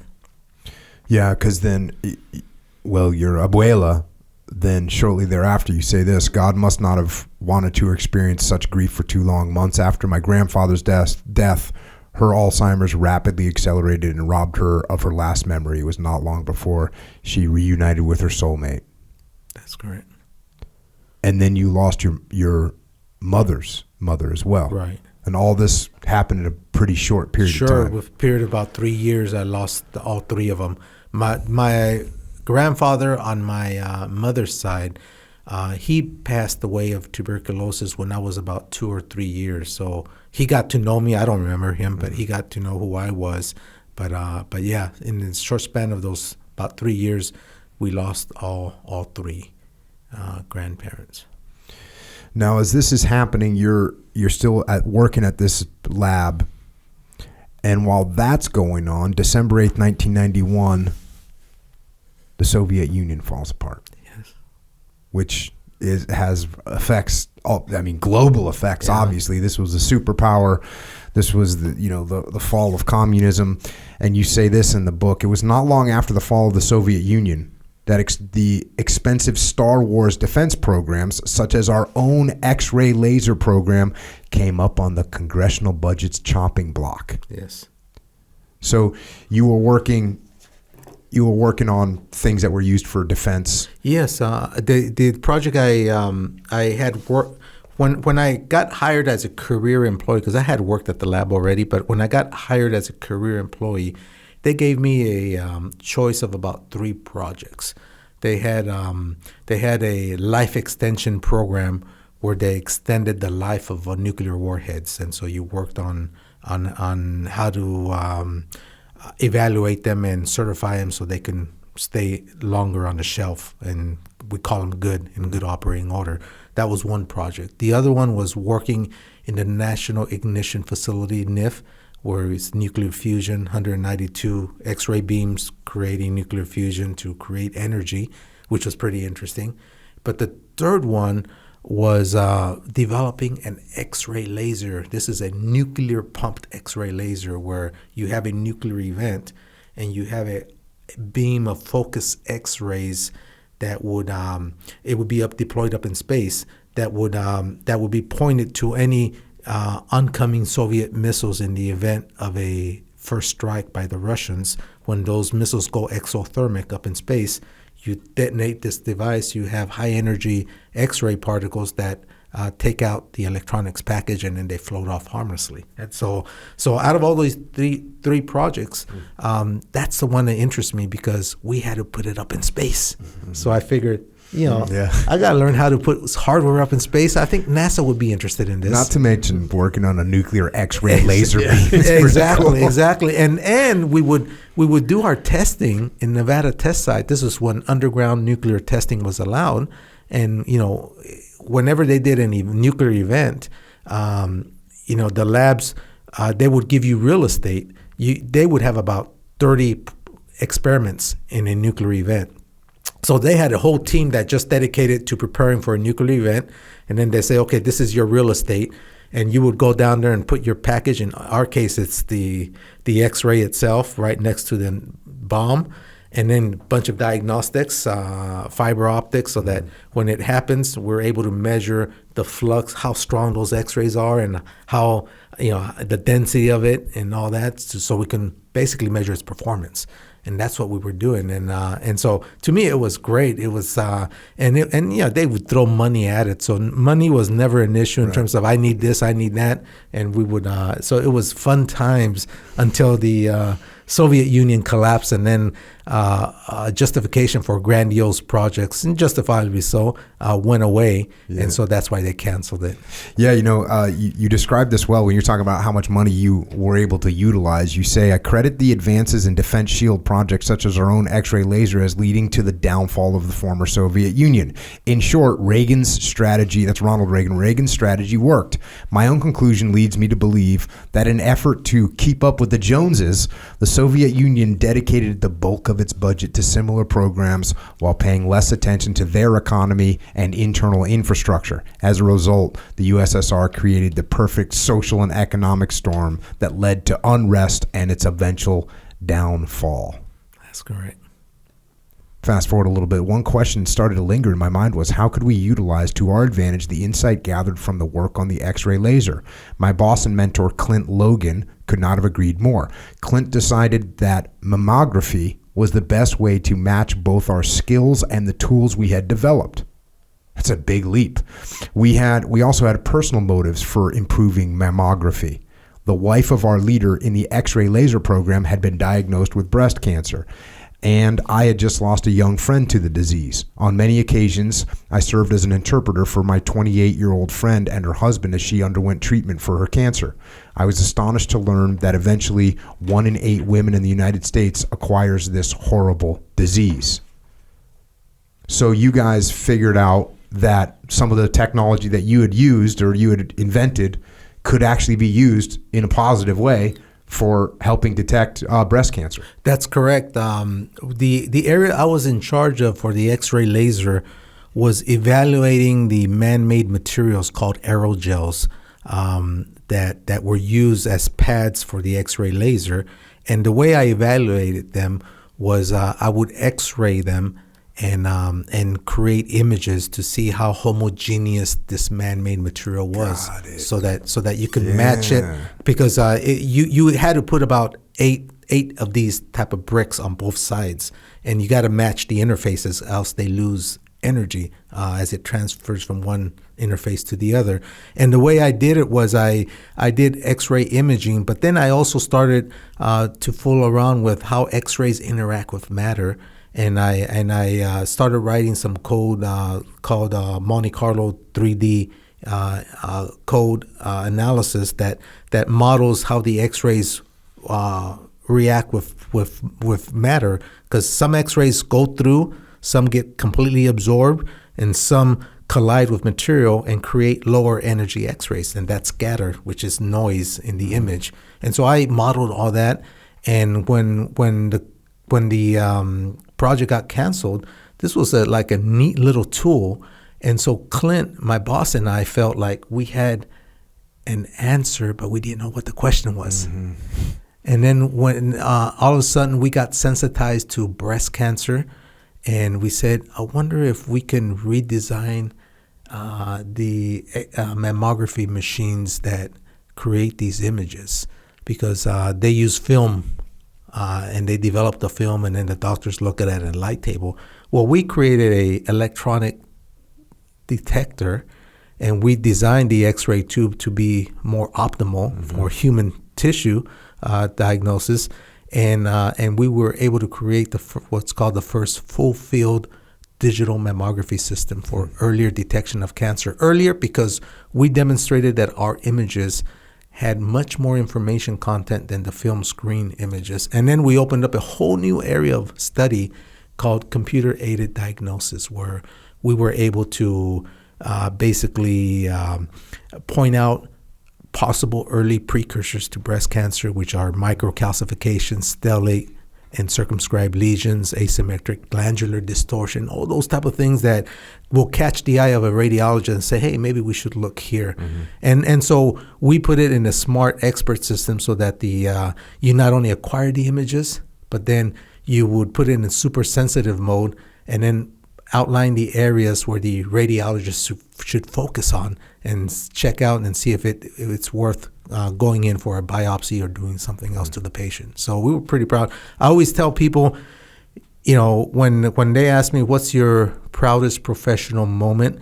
A lot of people expect me to say, well, I flew on Space Shuttle Discovery and went up into space, International Space Station, and all that kind of stuff. I was a flight engineer, but that's not it. It's the fact that this device that we created at Lawrence Livermore Lab, which was a nuclear defense lab, yet we repurposed that technology for something that could work here for the civilians, was developing an X-ray mammography system that detects cancer at earlier stages. Everybody knows that if you detect cancer at an earlier stage, the greater probability of the patient to be saved occurs. And so I'm convinced that this device has saved hundreds of thousands, if not millions of lives since its inception back in 97, 98. Yeah, that's awesome. We could just end there, I guess, right? We could just end there, but the story goes on a little bit. It does. In early 1992, when I was 29 years old, I called the National Aeronautics and Space Administration, NASA, to ask about the requirements to become an astronaut. I was hoping to make what was a far-fetched dream for many a reality for myself. Here were the requirements. Career in a technical field or medicine, check. 5 years experience, check. Highly desirable, graduate degree, check. Nothing prevented me from applying since I met all their basic requirements. Hence, I decided to contact NASA. Much to my surprise, the main operator put me in contact with Astronaut Selection Office. As part of the first step in the application process, the Astronaut Selection Office sent me a 12-page application. I promptly filled it out and mailed it back to NASA. Fast forward a little bit. I finally received a letter in the mail 4 months after having received the acknowledgement of my application. It read, "Thank you for your interest in NASA. At the moment, there are many qualified applicants applying for astronaut positions with NASA. Unfortunately, we cannot invite you to an interview for this selection cycle. We encourage you to continue applying for future selection cycles." So denied.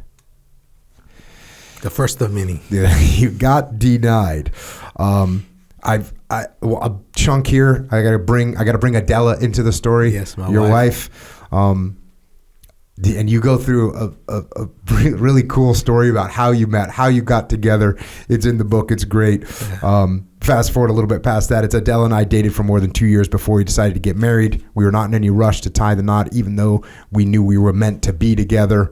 6 months after we got engaged, we exchanged vows in a traditional Catholic ceremony in Lodi, California at St. Anne's Catholic Church. On the way to pick up Adela, the limousine got lost and caused her to arrive 45 minutes late to the wedding. Talk about a nervous groom. I was starting to fear she'd changed her mind. True story. You were sweating it, huh? I was sweating bullets. Maybe she's bailing on you. Exactly. Fast forward a little bit, another year passed. So once again, I filled out the 12-page application and waited for an answer. Then after 4 months of waiting to hear whether or not I had been accepted, I received another rejection letter with the words to the effect of, "Don't call us, we'll call you." This process of applying and being rejected repeated itself every year while I continued working at the laboratory. Whenever I received a rejection letter from NASA, I would remind myself that there is more than just one star and one goal in life. I had no other choice but to move forward with my life. Adelita's positive influence helped me develop a healthy balance between work and family. Thus, I could safely avoid being consumed with the notion of trying to become an astronaut. She helped me cope with NASA's rejections while encouraging me to sustain my dream. I still wanted to become an astronaut, but I also wanted to live and enjoy my life on my way to becoming one. A little over a year and a half into our marriage, Adela announced that she was pregnant with our first child. We experienced our first pregnancy with all the excitement of first-time parents and all the nerves too. The reason I wanted to highlight that part, obviously, having a baby, that's awesome. But also, you're going to pursue this dream. You're getting rejected from this dream. But you use this term here, that there's more than one star and more than one goal in life. So even though you had this goal of becoming an astronaut, you couldn't make that the be-all, end-all. I couldn't let it consume me. Right. I used it as a motivator, as a driving force, but I didn't want it to consume my life. I wanted to enjoy life, mm-hmm. and I wanted to say, look, it's okay if you don't reach your goal, because as long as you give it your best, it's like my father would always say, hey, shoot for the stars, but the worst that can happen is you're going to be on top of the world, mm-hmm. and so that's what I was doing. I said, the fact that I was driven to become an astronaut and was sort of navigating my career in that sort of way, had my career on an upward trajectory. So it wasn't like they were competing priorities. Yeah, well, it's like your son. They complemented. It's like your son. He wants to be an astronaut. Great. Even if he doesn't get it, he's got his dang PhD and a couple master's degrees. He's got all these doors open to him. Exactly. But that's an important thing for people to remember. Like, it's great to have that big goal, but even if you don't make that goal, look at where you got to. Exactly. And sometimes you are the one that changes that end all goal. It's not the fact that you can't get there. Sometimes the fact that you prepare yourself a certain way opens up the doors to other opportunities that you weren't even aware of. But all of a sudden, hey, I can do this now. Go ahead and do it. If that's what you want to do, go ahead and do it. It's okay to change midway as long as you're going up. Fast forward a little bit. During Adela's pregnancy with our second child, I was traveling extensively to the former Soviet Union for Lawrence Livermore National Laboratory in the U.S. Department of Energy. As luck would have it, I would found out while I was still in Siberia that Adela had gone into labor and given birth to our baby girl. That's right. Well, fast forward a little bit. During one of my trips to Russia, I came to an important conclusion. Nothing in life happens or is accomplished purely by chance. Goals and dreams are realized through planning, perseverance, and hard work. As I was leaning my head against the window of the state-owned car that was taking us to our hotel, I thought of how my childhood dream had evolved with my graduation from college and my work at one of the most prestigious laboratories in the United States and the world. It was because I worked tirelessly that I could see my transformative effect that my dream had on shaping each outcome in my life. I also focused on bettering my physical strength and health because astronauts are susceptible to rigorous training and medical exams before blasting off into space. I ran a marathon almost every year I applied to NASA, with the exception of the year that I was finally selected to become a member of the astronaut class. Little did I know at the time I began this routine that it would mean I would end up running 11 marathons. Additionally, I took up flying lessons at the Tracy Municipal Airport and obtained my scuba certification through the laboratory's Scuba Diving Club. These were skills I suspected and later confirmed were indispensable to have for an astronaut. I learned many things during the time I spent enhancing my skill sets, but above all, I learned that patience really is a virtue. It is simply the best tool to have in one's toolbox when learning something new. So you're doing everything you can, learning to fly, learning to scuba dive, getting in awesome shape, running marathons. Yeah, and I have to, I got to give more credit to my wife, Adelita, because I remember, once I got rejected the sixth time, and I had gotten the rejection letter, and I even scrunched it up. And I was in the bathroom shaving when I got it and opened it.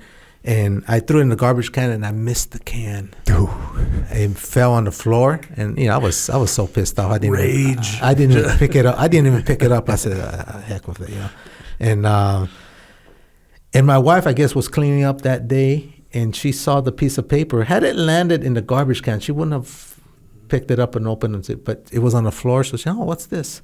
And she sees that it's another rejection letter, and she sees it scrunched up. So she's putting two and two together. She's a pretty bright girl, so she knows I'm giving up. And so she goes and she shows me the letter. She says, "What's this?" I said, they keep saying that over 12,000 people apply for only 10, 12 positions. I said, and man, they've rejected me. This is the sixth time they've rejected me. I said, I think I'm going to give up. I said, enough's enough. I said, look, I got my graduate degree. I'm working at the lab and all that. And then she said, so you're going to settle for that? Is that what you're going to settle for? She got you. And she not only said that, but then she said, you're going to settle for that and you're a quitter. That's what got me when she said I'm a quitter. I said, no, I'm not a quitter. I said, look, you're giving up. And she looked at me and she says, you better think about this because I know you. She says, if you give up, you're always going to wonder, what if? What if I had put in that 7th, 8th, or 9th application? And that's going to gnaw you from the inside, and you're going to grow to be a bitter old man. And I don't want to be married to a bitter old man. So you better think about this. And that's when she got me thinking. I said, she's right. And so what I did was, that's when I started doing the things that you just mentioned there. what I did was I sat down and I asked myself a fundamental question. I said, what do these guys have that are getting selected that I don't have? And that's when I noticed that, well, they have the same education. They're about the same age, similar experience. But then I took a deeper dive. And that's when I found out that they were all pilots. So that's when I invested in myself. So I'm going to become a pilot. And then another year, I found out that they were all scuba diver rated. So, man, I would drive from Stockton to Monterey, California every weekend. I got basic, I got advanced, I got scuba rescue, master certified. I want to make sure NASA knew I knew how to scuba dive. So I got those under my belt. And then the opportunity, came full circle. You said I was in Siberia. The opportunity came full circle to work with the Russians. Remember, before I was working against the Russians, protect us against the Russians. Now that the Soviet Union broke up, they were asking for help to take control of their nuclear stockpile, the newly formed Russian Federation. And no one wanted to go and help the Russians from the labs because it was tough duty. Mm-hmm. You had to travel 5-6 times a year, 3 weeks at a time. To Siberia. To Siberia, of all places. You think you take that 13-hour trip to Moscow from New York. This is after taking a 5-hour trip from San Francisco to New York. Mm-hmm. Then you take that 13-hour to Moscow. You think you're there. You still got another 6.5-hour flight into Siberia. Talk about being in the middle of nowhere, and no one wanted to do it. But man, I raised my hand. I told my boss, "Put me in, coach. I'll go." I said, but there's only one condition I put. He said, "What's that?" He said, "Well, I want a one-on-one Russian language instructor because I want to learn Russian. Because if I'm going to be doing this for a long time, I think I should know the language." He said, "Yeah, we got a continuing education budget. Knock yourself out." So I did that. And I didn't do it because I wanted to get to know Siberia in the middle of winter, but I did it because I had read in the newspaper that the U.S. and Russia were going to start working in the space program together. And so I kind of put 2 and 2 together, and I said, hey, we're going to be working with the Russians up in space. So this is my differentiator. This is what's going to differentiate me from the 12,000 other applicants, is that how many are going to be able to say they go to Russia, they work with the Russians, they know how to speak Russian, those type of things.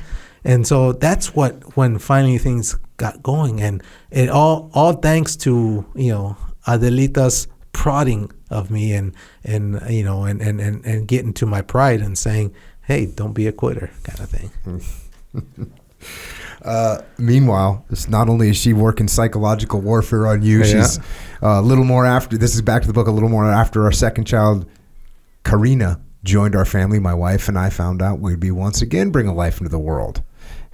And then fast forward halfway through my drive to the hospital, I received a call from my mother telling me to slow down and drive carefully as the new baby and its mother were doing fine. Missed another birth. Yeah. Believe me, I never hear the end of it, especially from the kids. My family and I began to prepare to move to Washington. So you got a job offer up in Washington. It's the same job from the lab, but working at DOE headquarters, Department of Energy headquarters.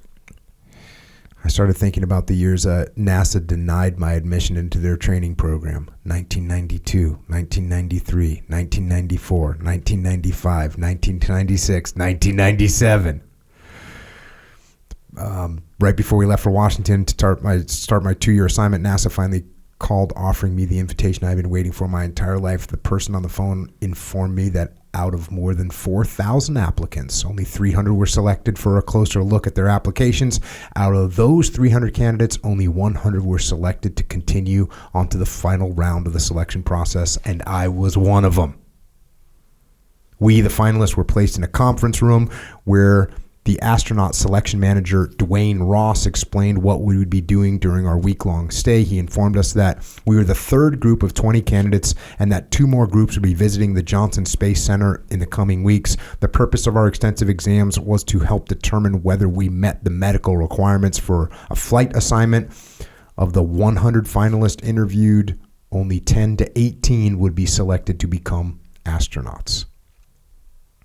So this time you made it a little closer. Little closer. Yes. Little closer, down to the final 100. Exactly. From the thousands to 100. And they're doing medical exams to you. Are you doing any testing, like physical testing? Yes. They do everything from physical testing to psychological testing, aptitude testing, and then they culminate everything with an hour-long interview with the whole selection committee.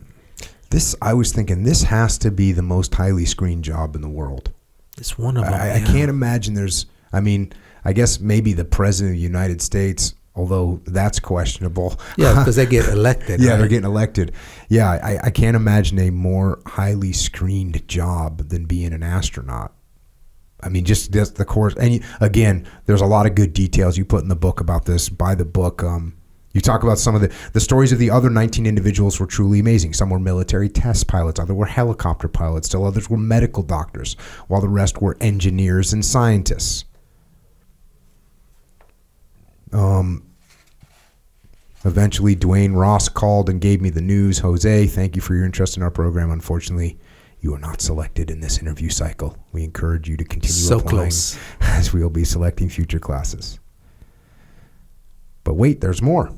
Dwayne Ross continued the phone conversation and said, Jose, if you're interested, we would like to offer you a position as an engineer here at NASA Johnson Space Center. However, this does not guarantee that you will be interviewed, let alone selected during the next selection cycle. If you are interested in applying to become an astronaut, we suggest you get more operations experience, and we believe you can gain this type of experience and knowledge here at NASA. So they gave you a job offer, which I was surprised when I read this, because you didn't take it. Exactly. Explain why you didn't take it.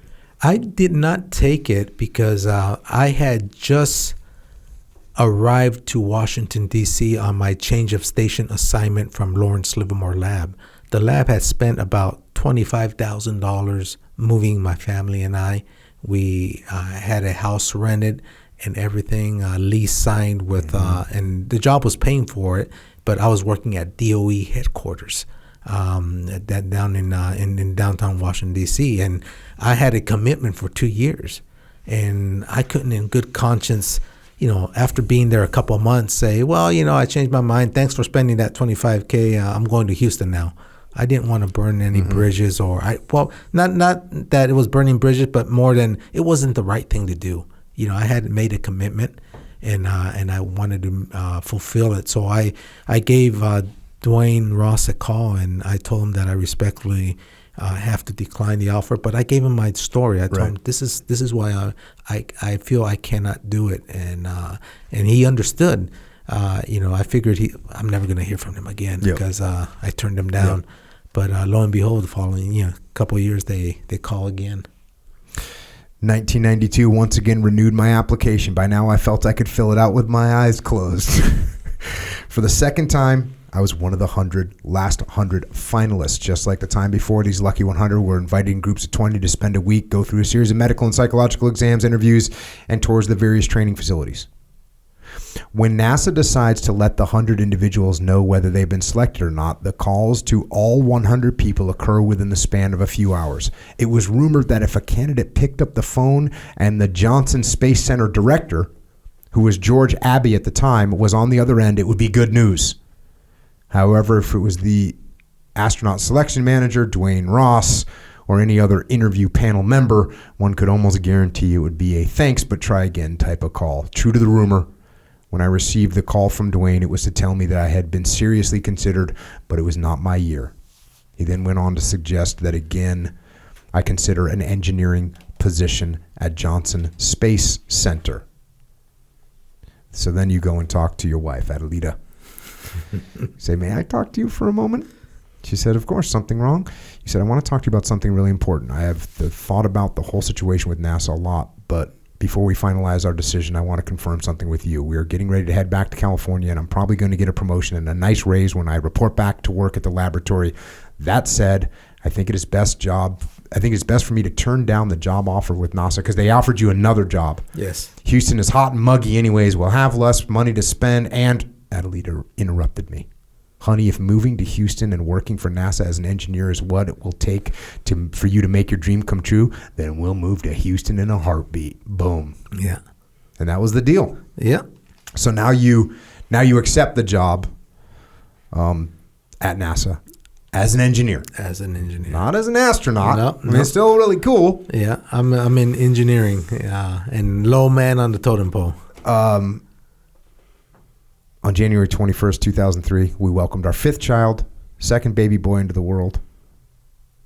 A few days earlier, on January 16th, 2003, at 9:39 a.m., the Space Shuttle Columbia took off for its scheduled mission with 7 astronauts on board. Columbia was scheduled to land back on Earth on February 1st, 2003 at 7:15 a.m. The orbital maneuvering system engines were turned on for a deorbit burn. This burn allows the atmosphere to capture the Space Shuttle Columbia and thus begin its re-entry to Earth. Within minutes, the temperature sensor on the left wing's brakes began to show an increase in temperature. It was the first serious indication that something was wrong. At 7:59 a.m., the last words from the Space Shuttle Columbia were transmitted. Understood, but 3 minutes later, Columbia broke apart, raining a field of debris across the northwest parts of Texas and Louisiana.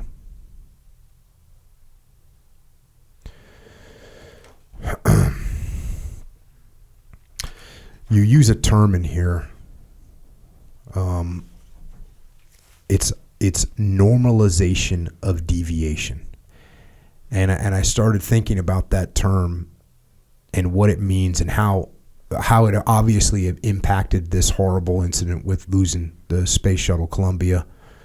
But it seems like something that we can do in our own lives. This normalization of deviation. Can you talk about that a little bit? What caused the accident and how that idea of normalization of deviation played into it? Sure. Well, but by that time I had been there for 3 years at NASA, and I worked myself up to branch chief of the materials and processes branch. And this is the engineering branch that does the failure analysis and finds out root causes of failures of materials. And so when the Space Shuttle disintegrated up in northwest Texas, Louisiana, my group was one of the first groups that were out there picking up the pieces.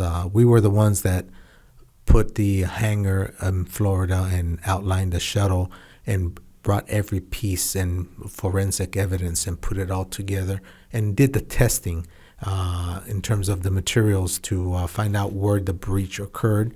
And once we were pretty certain that that's where the breach occurred, which is on the left wing leading edge, which is a reinforced carbon substrate, hard substrate, we went to Southwest Research in San Antonio, and we built a full-size wing of the shuttle.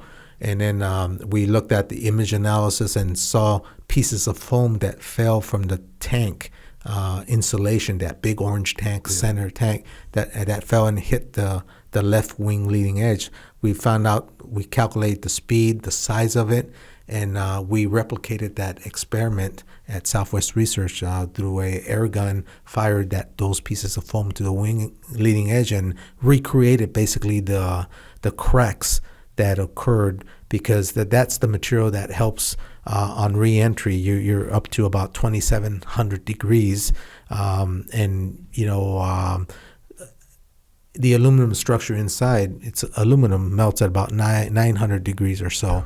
So if there's a crack in there, it's going to get in there and it's going to affect the structural integrity of the wing, and that's what caused it to snap and create that catastrophic failure, and pieces all over northwest Texas occurred. And so during all this time, the president had the Columbia Accident Investigation Board formed, and since I was the branch chief, I gave a lot of briefings of the findings.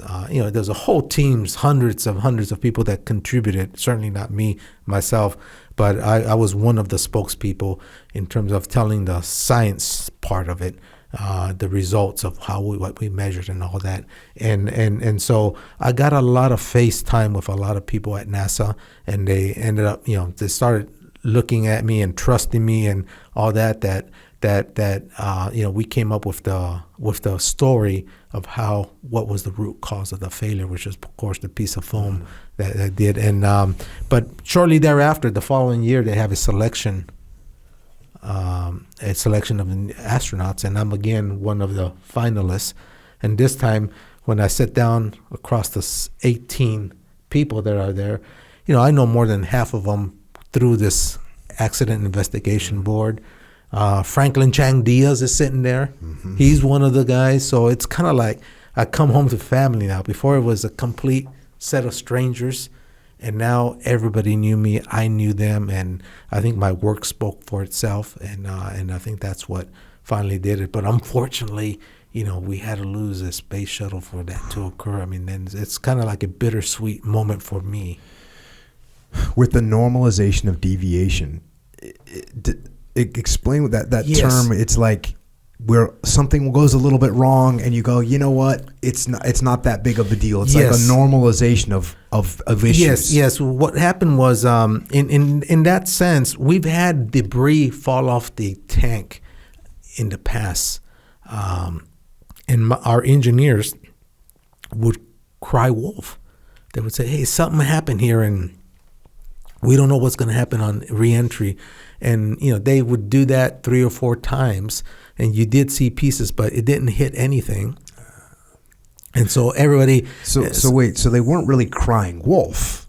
They were actually saying this could cause a problem, but nothing ever bad happened. Exactly. Nothing ever bad happened, but the fact is that when they cried wolf, when it really did happen, because they had normalized that occurrence, then the powers to be didn't put enough weight behind it to say, let's stop and let's go out, do an EVA, and let's inspect the wing leading edge where it hit, because that should have been the proper response.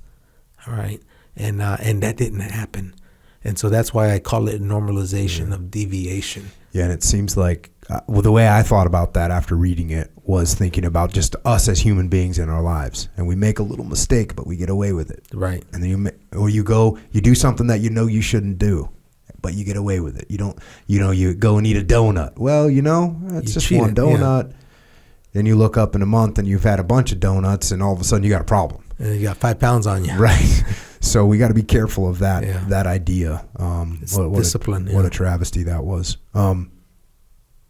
To get to that point you were just talking about, in the fall of 2003, the selection process for the next wave of hopeful astronauts opened once again. I turned my updated application. The fact that I work for NASA did not guarantee my acceptance, and they made sure I understood that when I accepted the job at NASA in 2001. This is a beautiful point. Although I was anxious for the selection process to begin, I can honestly say I was content and at peace with where I was in life. If I was not selected to travel into space, I would accept that, since I was happy working at NASA. Working at NASA made me realize that space flight involves tens of thousands of people, and that every single person is as important to the success of the mission as the 7 crew members aboard the space shuttle. So you realize that, and that was Yeah, I worked in the trenches with everybody, and so I had the opportunity to appreciate what the dedication of everybody. Because when I went to work there, I took a 10% pay cut from Lawrence Livermore Lab because I made too much money at the lab. So that was one part of my hesitation of accepting the job, that my wife convinced me and said, "Hey, don't worry about it. We'll make it happen." And so from that perspective, that's the point I'm getting at, is that the people that work there could make more money elsewhere, but they love their job, and they're doing everything possible. And it only took me, when I was part of the whole process of the accident investigation, and I saw the dedication of everybody. And then, and previous to that, when we were preparing for launches, I saw the dedication of the people during their normal activities. And so a lot of people always told me, when I got selected in 2004, they said, "Are you crazy?" I said, "The space shuttle just disintegrated last year, and You just got selected. Aren't you afraid? And I said, no. I said, because I know these people. I know they're, it's tens of thousands that we depend on, but I know they're here because they want to be here. They're going to dot their I's and cross their T's because these are dedicated folks. I mean, I had firsthand working with them in the trenches, and I know their dedication. So I was at peace of mind when I jumped into my space shuttle. I was more than confident things were going to turn out good.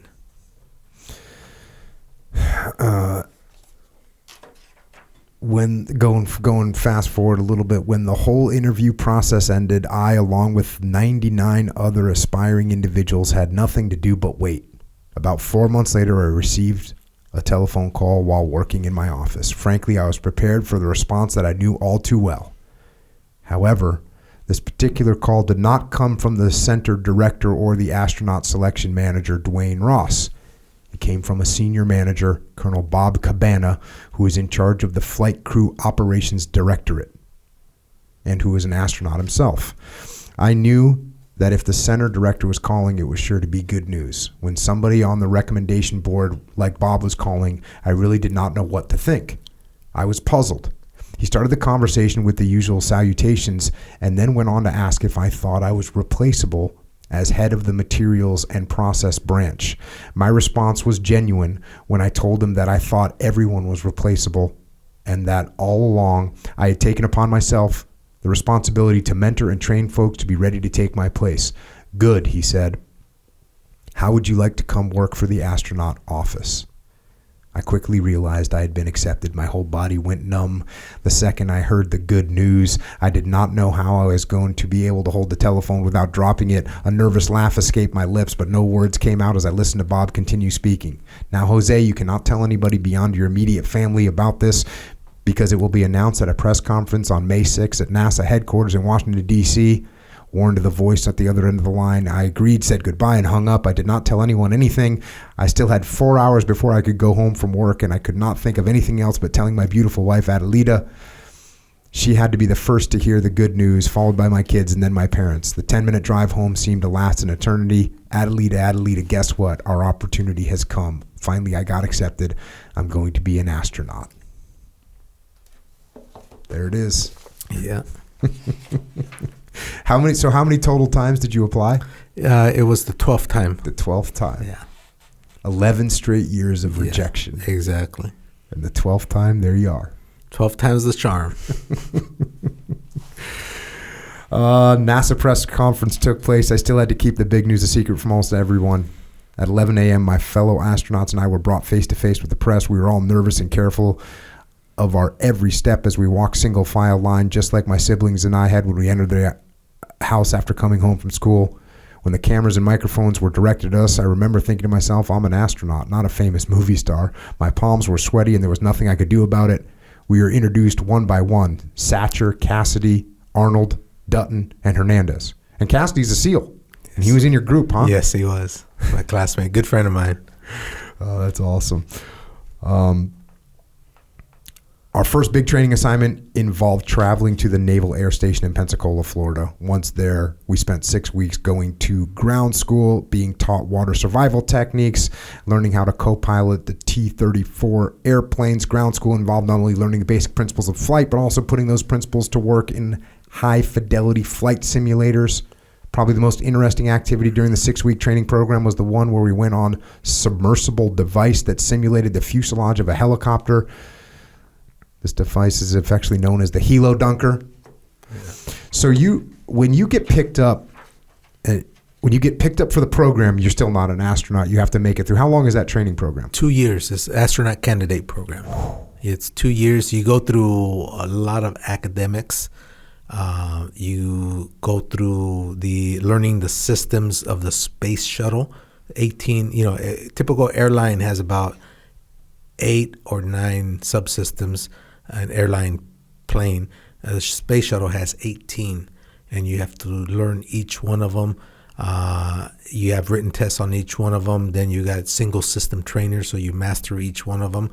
Then you got multi-system trainers where they start cross-pollinating the systems and how one system affects the other.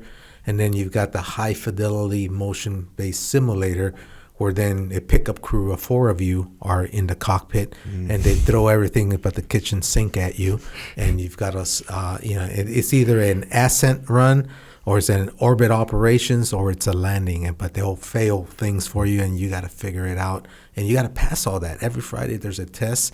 It's like being in finals week for 2 continuous years. I mean, pretty intense. Yeah. But I mean, I'm sure it's similar to like for SEAL training as well, that you have to go through all these things. But it's not only, it's academic, mental, physical, the whole combination of things where they really stress you, and that's how they figure out you've got the right stuff. If you're able to survive that, then you move on, you get your wings, and now you're eligible for a flight assignment. How many people that get selected to enter the pipeline, the 2-year pipeline, how many people don't make it? It's very rare that a person doesn't make it because they've been filtered. So filtered. They've been filtered. The book says 4,000. That was when it first began. But when I was in my 12th try, we were up to 12,000. This past selection run, they were up to 18,000 applicants. So they filter it pretty well, including the psychologists that filter everything. That when they select you, they have a high probability, 99.9%, that you're going to make it because you've been filtered, you've been tested, aptitude testing, psychological testing, stress testing. So they have a feeling that you're going to make it. So, but you still got to do it. No, that's the impression that I got when reading this, also talking to Johnny Kim, and is that if you get selected, they've already figured out. Because the thing that's interesting to me is you talk about you're putting these failure situations over and over again. And, there's people that panic in those situations. There's people that lose their cool in those situations. There's people that don't know how to handle themselves. That's why I think it's interesting, like just because you became a pilot.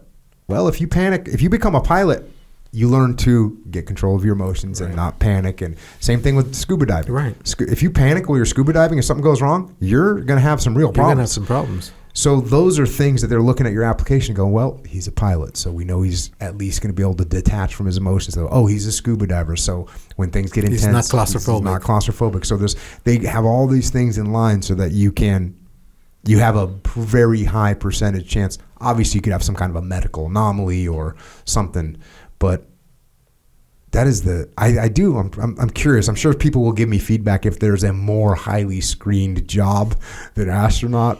And I know you just gave some props to SEAL training. I can tell you, there's all kinds of knuckle draggers in SEAL. I'm probably case in point, Exhibit A. That what we go through is more about just being wet, cold, and miserable. But fast forward a little bit. Once our 2 years of training and testing were over, we held a small graduation ceremony at Space Center Houston. Kent Rommel, the chief of the astronaut office, said a few words before presenting each of us with a silver pin with the astronaut logo on it. This is a symbol used for astronauts who have yet to travel into space. A gold pin symbolizes that an astronaut has already flown on a mission. So you get the new guy symbol. Exactly. But it's an important symbol because you're now eligible. You're in the pool of eligible astronauts. When they select a new crew, you could be one selected. Whereas before you were just an ASCAN, astronaut candidate. You couldn't be selected to train for a real mission. Now you're eligible to get assigned. And meanwhile, you talk about that you have... So once you become an astronaut and you're not an ASCAN anymore, I'm using that. That's a good one. Once you're not an ASCAN anymore, you're an actual astronaut. Then you spend 20% of your time sort of focused on training and simulations and getting ready to fly a mission. 80% of your time is work. Yes. And your job was a Cape Crusader. Exactly. Tell us about the Cape Crusader. Yeah, we call them C-squareds because Cape Crusader, 2 C's. C-squares, it was great. It was a great job. 2 weeks before launch, you and 3 other buddies, a group of 4 astronauts, you fly over from Houston to Florida where the bird's at, the shuttle, and you start prepping the vehicle for launch. So you start prepping the inside and doing testing with ground control and everything. So you get everything ready for the mission. And then the day of the launch, then if you're the lead C squared, then you get the number 7 on, you know how you see all those white quote technicians. The number 7 is always the astronaut. There's always an astronaut there, because he's the one that buckles their fellow astronauts into the cockpit of every mission. And unfortunately, your face is the last one they see before they go up into space. And so and I did that a couple of times. I for like 2 years I participated as a C squared, but during the last part of those 2 years I was the lead C squared, because that's how it usually happens. Is the lead guy first, you're the new guy, and then you're the middle guy, and then you're the expert, and then you get assigned, so you move out, and then so the middle guy becomes the expert, and so that's kind of like a FIFO, first in, first out kind of thing. You become an expert by lieu of your experience, but then you get assigned to a mission. And so that's what happened to me. I participated in about 7 launches during those 2 years, and the last 2 I was the lead C square. And it's great because you go there 2 weeks before. You're in crew quarters, so you spend time with the astronauts. They arrive about a week before the launch, so you spend time with them before they're going to go off to their mission. You're debriefing them on the status of the bird and how things are going and all that kind of thing, any questions they have. And then the day of the launch, you go out there with them, and you're out there strapping them in and getting them ready. And then it's pretty neat because you're also part of the rescue crew. So you're in the absolute closest part you can be to watch the launch. Oh, dang. You can feel. So where is physically? Where are you? You could feel one of the bunkers. You could feel the heat. You could feel the heat of the exhaust. Because it's so close. It's dangerously close. So you're sitting there in a bunker. Yeah, and with a bulletproof glass of some kind. Yeah, exactly. And you can watch. How far away you think you are from it? Let's see. I would say about a mile and a half, maybe. And you can still feel the heat. Yeah, you can feel the heat, and but it's just amazing. That launch that you go out. It's crazy when you see it take off. You can't believe that big, heavy piece of metal is going to take off, and there it goes. I was going through Navy boot camp, so this is September. Sometime, I think it was either September and October of 1990, and I'm in Orlando, Florida, going to boot camp, and I'm standing at parade rest out on the grinder, and there was a space shuttle launch, and we sat there and watched this thing go up into space. Yeah. It's quite an image, isn't it? Even from that distance. Yeah, very cool. Meanwhile, going back to the book, my wife Adelita had just opened up a restaurant in Houston. Yeah. Down the street from the Johnson Space Center on the corner of Saturn and Gemini in the Clear Lake area. So she's just getting after it, going and opening up a restaurant. She always had a dream of opening up a restaurant. She grew up in the same socioeconomic conditions I did. Her parents are from Mexico, and she was born over there because she was born in November. Okay, close to Christmas. Else she would have been born here, but she was born over there, and so she came up with the same upbringing I did. And so her dream was always to own and operate a restaurant. And so once I got situated, I got selected, I was jogging one day and I found this place that was for rent, and I took her. I said, how about here? It's only a couple blocks from the restaurant. So we opened it. It was called Tierra Luna Grill. And Tierra Luna means Earth, Moon. Yeah. But my buddies, astronaut buddies, didn't call it Earth Moon because Tierra is also dirt. So they call it Dirt Moon Grill. So let's go Dirt Moon Grill to eat. And so that would be the hangout for the astronauts to eat. But I remember the very first time I went out there as a C squared, Adelita had just opened up the restaurant. And so imagine this, we get up at 3 a.m. And so I go and prep the vehicle. And then I go and the astronauts arrive about 6 o'clock. So we then tuck them into the space shuttle, close the hatch, secure everything, do our leak checks, everything works out. We go out to the muster area for the rescue area, and we see them blast off. And that was the first shuttle I seen in person launch, and I was that close. And so it takes off, and this is about 9:30 now. So as soon as it takes off, there's nothing for us to do. So what do? We hop on the T-38 jet that's right there that we had flown in from Houston, and we go back to Houston, Ellington Field, and Ellington Field's about 6 miles from Johnson Space Center. So, and it's still midday. I said, well, I'm not going to go home now. I said, I could go back to the office. So I'm driving to the office, but on the way is Adelita's restaurant. So I'm going to go get some lunch. Get some Dirt Moon. Yeah, let's go Dirt Moon Grill and get some lunch. And plus, I want to tell Adelita the whole exciting what I saw. Oh, because that was morning. your first one. That was your first C2. Yeah. So I'm over there so excited. And, because I flew on the T-38 over the Gulf, over the pond, landed. So there I am telling Adelita, how I flew the T-38 jet. We're back. How I saw the space shuttle. To think that the space shuttle. I was on the space shuttle at 3, 4, 5 in the morning, and now it's up in space, and my buddies are up in space, and she's kind of like looking at her watch, and so she wasn't even paying attention to me. She's like, blah, blah, blah. Yeah, exactly. It's kind of like the teacher from Charlie Brown, right? And so I said, hey, what's wrong? They said, oh, nothing. I said, well, yeah, maybe you can help me. I said, sure. What can I do? I said, do you have about an hour and a half to spare? I said, yeah, I probably can. No one's expecting me back in the office. And yeah, I got an hour and a half spare. I said, well, my dishwasher didn't show up today. I said, would you mind, this is the busy time. The busy time's coming. It's close to lunch. Would you mind washing the dishes for me for just about an hour and a half, just till the rush goes over? And I'm still in my blue flight suit. Get some. So I put on an apron and I roll up my sleeves, and there I am, spraying beans and rice off the plates, and because it's a Mexican restaurant, and all this stuff. And she walks in, and I said, I tell her, I can't believe it. It's at 3 a.m. I was in the most sophisticated piece of machinery that humans could ever had made. And then I was flying a T-38 jet across the pond, the Gulf of Mexico, landed it here.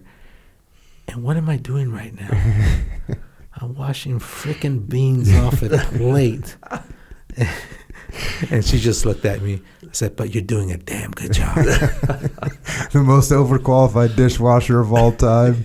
Probably the only dishwasher ever to take a T-38 jet to work. Exactly. And so that's, it humbles you. Gotta stay humble. The family humbles you. The family, yeah. And I'll tell you the other story that I didn't tell you also that has to do with the blue suit too, is which one was it? My fourth daughter. The fourth in line, third daughter, the youngest daughter of them all. I remember when I got selected as an astronaut. Well, they give you that blue flight suit, right?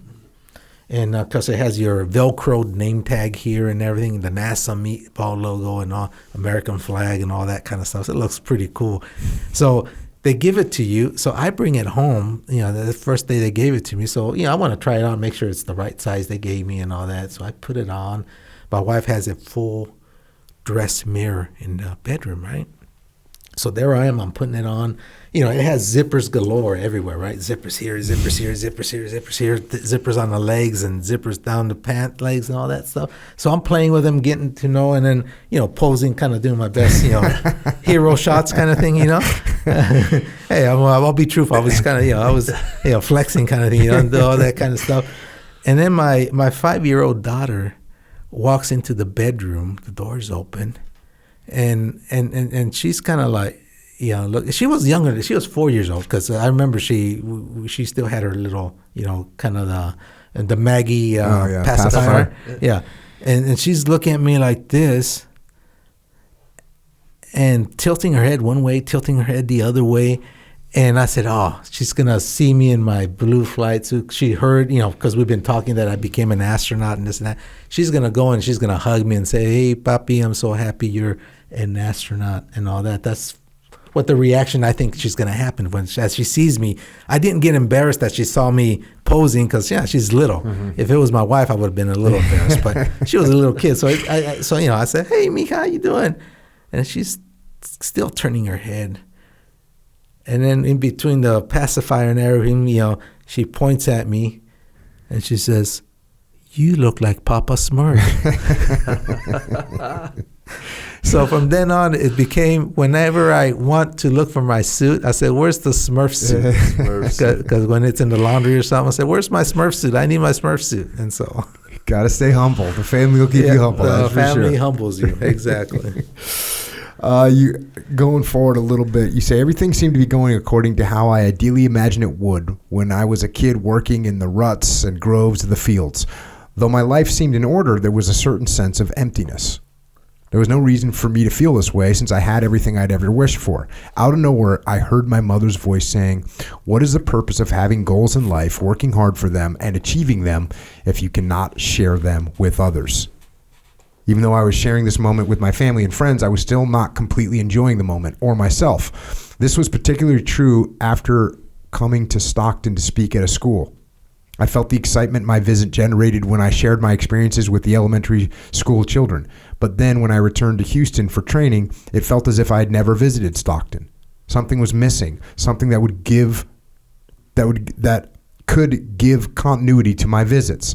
During this time, my friends and colleagues had called or emailed me to tell me what a positive impact my selection as an astronaut had made in the Stockton community. That was when the idea hit me. Why not start a foundation that capitalizes on my role as an astronaut and allows me to inspire kids to do well in school? So therefore, Angel Picon, am I saying that right? And Patty Tovar, two of my great friends, helped me start the legal framework for establishing a nonprofit organization called the Jose Hernandez Reaching for the Stars Foundation. Angel and Patty put together a board and helped me define the foundation's mission, which is to inspire kids to dream the impossible and to emphasize that through education, anything is possible. And you say, I do not believe in just pointing out a problem and expecting the government to solve it on its own. I would like to think that this is the responsibility of every person in the United States and that the private sector and foundations such as mine should take some ownership for resolving this issue. And that issue is getting more kids into specifically STEM. STEM, science, technology, engineering, and math fields, yes. So you got that foundation started. We'll talk a little bit about that at the end. Sure. You asked to see me, sir, I said as soon as I walked into Mr. Steve Lindsay's office. Mr. Lindsay was an active astronaut and the chief of the astronaut office. He was a very intelligent and slender all-American Air Force man whose grayed-haired head stored a half-century's experience and knowledge. Yes, Jose, please, have a seat, he told me politely. I've called to inform you that you have been selected to form part of the crew of the upcoming STS-128 mission. In about 15 months, you will be at the International Space Station. We will announce the names of the rest of the crew members at our all-hands meeting. This was something that I had longed for and wished for my entire life. It was the preamble to my dream come true. My dream had been actualized. I found myself one step closer, a significant step closer to flying into space. I thought, finally, my time has come. The big day. Yes. You got told it was a go. Fast forward a little bit. Here we go. As the launch date approached, it became harder to sleep. I tossed and turned for hours until I was finally able to sleep soundly. Part of the reason I was not able to sleep was because I kept thinking about what could possibly go wrong during the mission. What if something fails? What will happen to my family? How will my wife, kids, and parents handle it? Those thoughts disrupted my tranquility. Luckily, though, as the date approached, there was no time left to worry about anything but the mission. Our crew began adapting to a new schedule, going to bed at 8 a.m. and waking up at 4 p.m. We were forced to shift our sleep cycle because those were the hours we would be working on the International Space Station. The closer we got to launch date, the more lucid our mission objectives became. Our first objective was to transport a new crew member, Nicole Stott, to the ISS and then return home with another astronaut, Tim Copra, who had already spent more than 2 months in space. Second, we had to conduct 3 spacewalks to replace one of the station's ammonia-filled tanks. Last, we had to take an Italian-built portable laboratory called the Multi-Purpose Logistics Module, affectionately called Leonardo. We also needed to bring back to Earth about a ton of equipment and waste no longer needed aboard the ISS. With all that said, we had only 13 days to complete our 3 mission objectives. So you got a schedule heading up there. A heavy schedule. Yes. They're not playing around. They're going to get their money's worth out of you. Exactly. Fast forward a little bit, and I'm going again. Look, you got to get the book if you want to get the details of what's going on, and it's really fascinating to hear, what you're thinking about as this progresses and all the things that you're working on, the things that you do as a team. Look, I'm skipping over a bunch of stuff. What you do as a team to kind of come together as a team, the 7-person group that you're going to be working together, all this really incredible stuff. Again, I'm not doing an audiobook here. Buy the book if you want to know what happens. Yeah, there's a lot you're skipping. Oh, yeah, absolutely. Of course. So I am skipping to this part here. We arrived at the launch pad and entered the elevator to go up the 192-foot level where we had access to the shuttle's hatch. A walkway allowed us to approach the white room that was next to the hatch. It was in this white room where we put on the last of our gear before entering the shuttle and getting strapped in by the closeout crew. One by one, we were called in to take our seats. Fast forward, members of the closeout crew exited the shuttle. The hatch was shut and closed. It was then that the closeout crew performed a cabin leak check and then disassembled the white room to clear the launch pad. During the last hour before launch, I sat strapped to my seat on the flight deck. A million different thoughts rushed through my mind. Fast forward a little bit. Suddenly, I heard the countdown reach the 9-minute hold. That is when the final systems check are conducted by the Launch Control Center. It was almost time. Make your final adjustments and prepare for takeoff, we heard. Cabin revision complete. Manuals ready. Seconds before launch, the bottom of the launch pad was sprayed with water in an effort to cushion the noise and vibration as a result of the power dissipated by both the three shuttle main engines and the 2 solid rocket boosters. Everything was going to plan until Pete Nikolenko, the launch director, informed us that the weather conditions were unfavorable. 50 minutes later, our mission was aborted due to local thunderstorms in the Florida skies. Ugh. So close. So close. Ouch. A few hours later, a new date and time was announced for the Discovery launch, Wednesday, August 26, 2009. This was a 48-hour slip. The mission management team who had set the new launch date obviously did not share our optimism about the weather improving within 24 hours. As we woke up on Wednesday, we found out that it was not going to happen then either.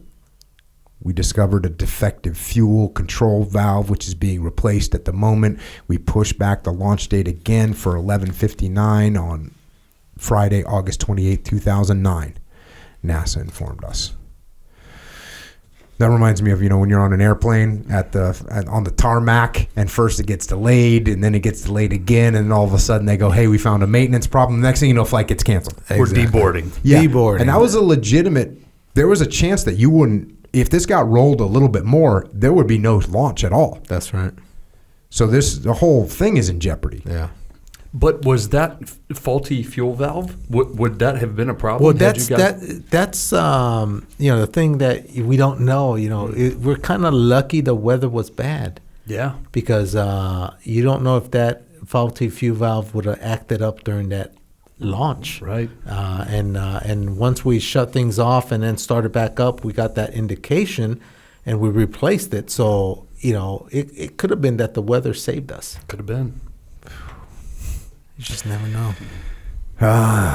Luckily, on Friday, we once again found ourselves sitting inside Discovery ready for takeoff with only 2.5 hours to go. I knew it was only a matter of time before a button was pushed and we would be well on our way into space.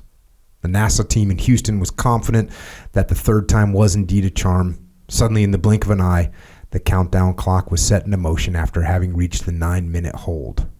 We could hear the countdown: 9 minutes. 5 seconds, 4, 3, 2. We closed our helmet visors as we heard the 3 main engines light up.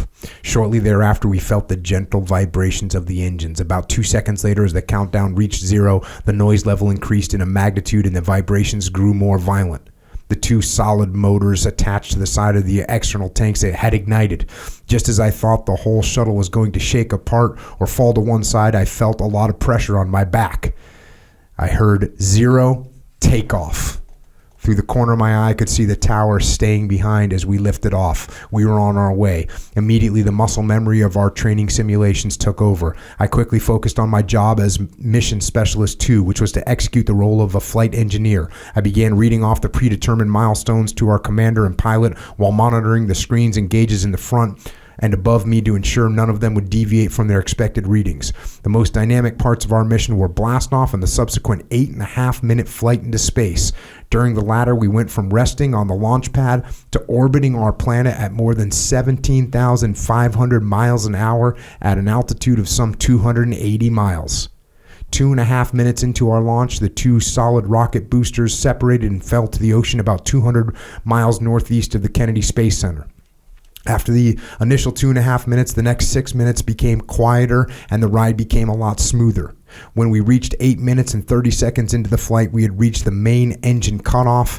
This basically meant that we had reached our top speed of 17,500 miles an hour and had turned off our main engines. The next step was for us to monitor the separation of the external tank, which was feeding our 3 main engines. The external tank typically ends up so high that it does not survive re-entry into the atmosphere and thus disintegrates into pieces before falling harmlessly back into the ocean. The shuttle usually possesses enough energy to continue upward and, when appropriate, begins orbiting the planet. Soon after this happened to us, we reached a microgravity environment and began floating in space high above the Earth. Our mission was well on its way. When that thing starts to rumble, well, how's that feel? When that thing starts to go. You know, I'll be honest with you, Jocko, is that, you know, if there was any piece of fear during this whole process of being an astronaut, I would have to say it's probably the first 3 seconds of when you reach 0 and you feel the 3 engines light up, and then you feel the 2 solid rocket motors turn on, come to life. All of a sudden, things are vibrating, and you know, this is the type of stuff that can't be simulated here on Earth, and so you don't know what to expect. And yeah, at that moment, you know, the first thing I said is, Jose, what did you get yourself into? You know, but then shortly after that, as the book indicates, you know, muscle memory takes over. And, you know, we've done a bunch of simulated motion-based ascent runs as a crew. And so I focus on to my task at hand. You know, I had the best seat in the house because I'm sitting a little aft of the 2 pilots, the commander and the pilot, Kevin Ford, and my commander, C.J. Sturkow, great Marine pilot. And Kevin Ford is an Air Force pilot. And I'm sitting a little behind them in the middle, so I get the panoramic view. But, you know, of course, I have to hawk all the 10 screens of both pilots so that if anything goes off nominal, I peel off with the person that owns the system. And me as the flight engineer, you know, I'm the one that's basically quarterbacking what the problem is, diagnosing what we need to be doing. And between the pilot and I, we solve or try to minimize its effect while the other pilot flies the nominal portion of the mission. And but nothing happened. It was the best I always tell my commander, this was the best simulation run ever because nothing happened. Everything occurred as it was supposed to occur, unlike our simulations where they throw the kitchen sink at us. But man, you know, words can't describe those 8.5 minutes of powered flight because, you know, you start off like the greatest Disneyland ride ever. And then as you move up the 2.5 minutes, when the solid rocket boosters pop off, it becomes smoother ride, more quiet ride, but you start accelerating more and you start feeling the pressure against your chest. So you end up feeling about up to, it goes almost up to 3 Gs of force right on your chest. And that's 3 Gs is about what is it? 3 people that weigh exactly like you on top of you. That's how 3Gs feel. So at the mark of 8.5 minutes, you're ready for this to be over. You're ready for main engine cutoff, MECO. And because when that happens, you stop accelerating, so that 500-pound gorilla disappears. And now you're kind of loosey-goosey in your seat, but you got your seatbelt on.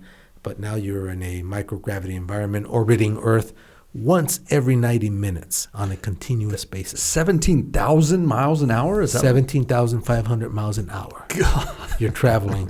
But because now you're not accelerating, you don't feel the G-forces. So now it's kind of like being on a plane going 500 miles an hour. You don't feel that. You only feel the takeoff kind of thing. So it's crazy because, you look out the window and you see the U.S., you go off and do something for 20 minutes, and now you're flying over China or Australia or over Europe kind of thing. It's the craziest feeling I've ever had. It's like, wow, this is a good way to travel. Yeah, that's as you're describing that, both in the writing and then you talking, you're sitting on a freaking bomb. Yeah. On a bomb. That's what you're sitting on. Yeah. All that stuff just wants to explode, and it's just control. Yeah, it's a controlled detonation. Yeah, that's what it is. You're on the top of that. And you're on bomb. the top of that puppy. Yeah. Once you get into space, you go into this schedule of all this stuff that you've got to do, and you detail it in the book. It's a great read. One thing, you had a little case of nausea while you're up there, a little bit of like seasickness, I guess. Yeah, they call it SAS, Space Adaptation Sickness. So it makes you feel a little nauseated. One of my crew members lost their cookies. I didn't. I actually lost them on the way back, which is 1G readaptation. But on the way up, one of my crewmates did get sick to the point they had to throw up. But it goes away. After a day or so. That feeling. It's kind of like being in the back of a bus and going up a mountain curves and all that. You kind of feel a little car sick, nauseated, but then it goes away. Then it goes away. Yeah. Fast forward a little bit, day 3, we're about 183 meters away from the International Space Station. Our shuttle began the 360-degree rotation for the purpose of being photographed using high-resolution photography and video by the space station crew. They take pictures from the space station of the space shuttle just to make sure there's no damage on liftoff. But that's got to be pretty weird to be up in space and you're 183 yards away from this other big chunk of metal. Traveling at 17,500 miles. 17,500 miles. Yeah. But that was one of the new procedures as a result of the Columbia accident that we put, is that we would, before we dock to the station, we would reach a certain distance, stop, do a holding pattern there, and then we would do a maneuver where we would show our belly to them. And as we're showing our belly, they're filming everything. Of course, downlinking it to the engineers down on the ground, looking at that leading wing edge and any other type of things, that other damage that could have occurred to your TPS system, which is your thermal protection system, which is the underbelly and the wing leading edge of the shuttle that we investigate, inspect. The docking, you call it a collision in here. It's like it says a collision or soft dock. That's got to be crazy too. You're aiming the space shuttle at that thing and you're going to connect. Yeah, you're going to connect. And I'll tell you, it was even kind of crazy, a little bit more crazy for us than normal because, nothing real big happened in terms of malfunctions during our mission except this one thing. And the shuttle has built-in jets to maneuver in space, including the OMS engine, orbital maneuvering system. Those are the big engines that we fire to slow down so that we can get back into the atmosphere. But we don't use those for docking. We have built-in jets that are on the nose, the tail, and near the wings of the shuttle, and they fire to maneuver in space. And we have 2 types. We have the regular, we'll call it RCS jets, reaction control system jets. And then we got the verniers, which are the fine-tuning jets. They're kind of like the small ones. They're 1/10 the thrust of the big ones. And so when as you're docking to the station, you use the rough ones, the RCS. And then as you get in, you switch to the fine ones, so you could do the fine tuning so that you can dock. Because both pilots are at the controls. I'm at the station as flight engineer, giving them, and they're using, they have a target, so they have a camera system. So they're looking at the camera, one's looking outside, and then I'm looking at the screens, giving them speed, giving them distance, and then also whether they're in plane or out of plane in terms of, I give them numbers to indicate that if it's all zeros, it means they're coming in plane. And then if it's a different number, I give them so that they can provide some type of correction. And they're doing all that. But as I mentioned, as you get closer, you switch over to the fine jets, which move you very little. But our fine jets fail. Ooh. So there's no vernier jets. So we got the big, hunking, rough, coarse jets that we can do. So now our commander, C.J. Sturkow, the good Marine he is, when you move a vernier jet, you move very little. But when you do the regular RCS jets, it goes like that, right? And so what he has to do is he's looking at the approaching speed. He's looking at this, but now he has to time his firing so that when he fires it, as it goes, it hits at the middle.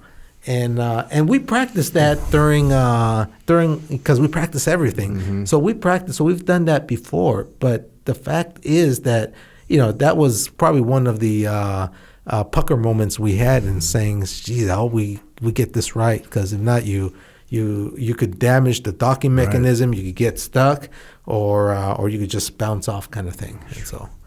But he did well. I mean, he like the good Marine pilot that he is. Semper Fi. Yeah. You get docked, sleeping up there. That sounds like it's a strange experience. You got to tie yourself into a sleeping bag, basically. Exactly. What happens is you got to tie the four corners of your sleeping bag to structure, and then you got to slide in and you zip yourself up. The sleeping bags have holes so you can stick your hands out. And the weirdest thing is you don't need a pillow.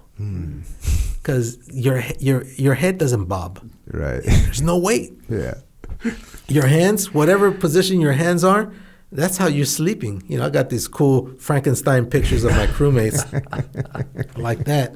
Because that's the way you sleep. I mean, whatever position you're in, you're going to sleep in that position. Wow. But I'll tell you, it was the weirdest feeling going to sleep the first and second night. But after that, I said, this is the best sleep you can ever, no Tempur-Pedic mattress, nothing Mattress Mac in Houston can sell with respect to his mattresses. This is the best sleep you can get because you got no pressure points. You have no pressure points. How many hours would you get to sleep for? You get to sleep it was on the average about 6 hours and 10 minutes, somewhere in that. That's what my sleep thing said, about 6 hours, 10 minutes. Day 8. You got this in here. The 8th day of the mission was a very special one for me. Jose, the interview is set up and ready. You have 4 minutes and 30 seconds to do it, I was told. I was delighted to hear Carlos, a famous Mexican reporter who had been following my story for some time. Truth be told, I was terrified at the thought of knowing that millions of people in Latin America were going to see my interview. It was only after I returned and conversed with him that I found out he felt the same way. This was a historic interview as it was the first live interview from space conducted in Spanish.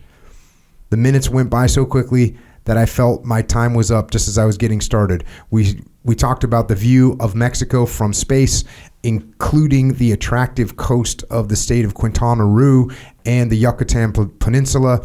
We also spoke about my inability to detect borders that divide Earth into countries. There are no borders from what I can see up here. Our world leaders should see how beautiful and precious our world looks from this perspective, I said to the reporter. One world from up there, huh? Yeah, interesting story there, Jocko, with respect to what happened after that. I basically said, the most beautiful thing, there was two takeaways. The first one, had to do with what you just mentioned, is that I was able to see Canada, the U.S., and Mexico. But what struck me in awe, and that's so beautiful, is that I couldn't differentiate where Canada ended, the U.S. began, or where the U.S. ended and Mexico began. And this aha moment, I said, man, I had to go out of this world to come to this conclusion that down there, we're all just one. Because borders are human-made concepts designed to separate us. And how sad, because from my perspective, we're just one down there. And it'd be great to have our world leaders give them this opportunity, because I'll assure you our world will be much better. Now, the thing that what the news got out of all this when I came home, and you can look up the New York Times and the LA Times, came up with the headlines saying Mexican-American astronaut wants to open borders. That's what they got out of this, my story. I say, good grief. Yeah. But yeah, everything has to be politicized. They want to get people to click on those headlines. Exactly. And which I found it so sad, because I said, yeah, I wasn't even talking about that. I was just talking about the concept that we're just one down there, but somehow from there they got the fact that I wanted to remove all borders and let everybody come into the U.S. What can I say? That's the media for you. Yeah. So again, I'm gonna skip forward. You got to read the book to get some of these details about the flight. Day 14. On this day, we made our final preparations to begin the deorbit procedures. This included closing our payload bay doors and once again putting on the orange LES suits for the entry phase of our flight. Observing the beauty of the Earth from space was something I have not been able to put into words, well, not in a way where I have felt I was able to truly do justice to this spectacular view. I felt goosebumps knowing that few people have had the privilege of looking at our planet from my perspective. I marveled at the blueness of the oceans, the whiteness of the clouds. At one point, I was able to make out the lights of some cities. I can see San Francisco, Mexico City, and Houston. I managed to steal a few more moments for myself while the rest of the crew worked. Without anyone noticing, I made my way over to a corner and pulled out the crucifix that Adelita gave me and said a prayer. Let us, Lord, see your love in the world. Forgive us for our wrongdoings. Give us faith to trust in your goodness. Forgive our ignorance and weakness. Give us the power to continue trusting wholeheartedly, and show us what we can do for peace on earth. Amen.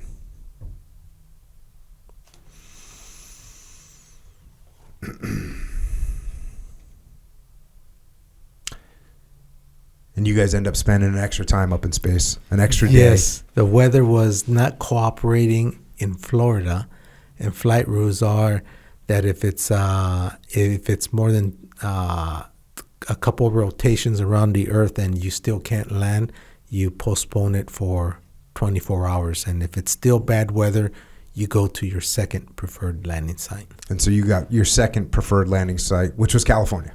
Yes, Edwards Air Force Base, not too far Edwards. from here. Yeah. And which was kind of nice because you were going to land in California, but also your family wasn't going to be there.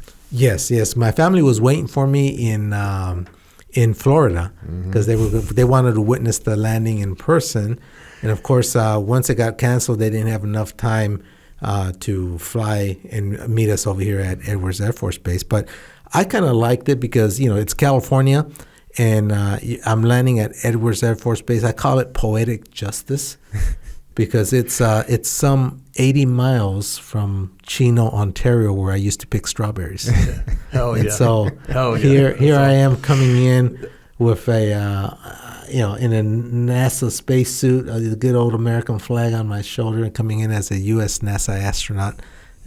When 40 years ago, I was over there picking strawberries. Man, this landing was no joke too. I mean, You describe it here as each minute passed, the distance between our shuttle and Earth lessened. The planet also grew bigger in size before our very eyes, which meant that we were getting closer to home. In my mind, I was counting down the minutes until we were safely on the ground. Our landing point at Edwards Air Force Base in California was a mere dot on our map. As Discovery darted across the sky at a high speed, I saw on our instruments that we broke Mach 25. Yes. At that point, we were traveling at slightly more than 25 times the speed of sound. I could feel the buffeting of the shuttle with the atmosphere, and I noticed an orange glow outside our windows. We were definitely in the atmosphere now. I noticed gravity slowly taking its effect as the weight of my helmet attached to my orange LES became heavier. At about 26,000 feet, we broke through the cloud layer, and I had a good view of the ground both below us and in front of us. By now, the shuttle had the characteristics of an airplane. As the aerodynamic surface controls were responding to the commander's input, the shuttle slowed down to normal airplane speeds and behaved more like a glider would, since it did not have an active propulsion system during the landing phase of the flight. This, of course, meant we only had one opportunity to land it. Our commander and pilot had practiced these landings hundreds, if not thousands of times in simulators and in actual approaches, utilizing one of the two planes that had been modified to be able to fly the shuttle's landing profile. At 400 feet, with the gear already armed, our pilot, Kevin, activated the gear down command. This poised the wheels of the shuttle for contact with the surface of the pavement at Edwards Air Force Base in preparation for landing. The landing strip was ready in no time. Soon thereafter, we were literally racing down the landing strip until the parachute deployed and the pedal brake slowly brought us to a complete stop. The opening of the shuttle doors reminded me of the times I had to open them to welcome back the returning astronauts. However, this time I would be welcomed. And indeed we were. Welcome back, I was told by one of my class colleagues as he unbuckled my seat. We patted one another on the back. Once I was able to stand up, I exited the shuttle with a smile on my face. The 7 of us crew members were beyond ecstatic. Everything went as planned. Our mission commander began to congratulate us and said we did it. We couldn't have asked for a better team. All of us had to spend an extra day on the base before we were able to go home. As I waited for the moment when I could go back to Houston, I could not fathom the irony of my dream going into space, both beginning in and concluding in the Golden State. As a boy, I dreamed of becoming an astronaut as I picked crops. As a man, I would exit the shuttle as an astronaut on a landing strip located just a few miles from where I grew up picking strawberries. It was poetic, really. There was truly this delightful symmetry to my life that helped me realize the importance of remaining humble and remembering where I came from.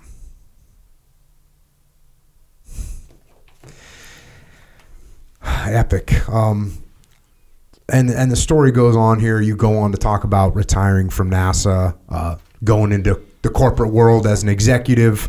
Let me tell you a little bit about the retirement part of it. It was a hard decision to go about in deciding, Jocko, because I'll tell you, I remember when we got back from space. Shortly thereafter, they announced the retirement of the shuttle fleet.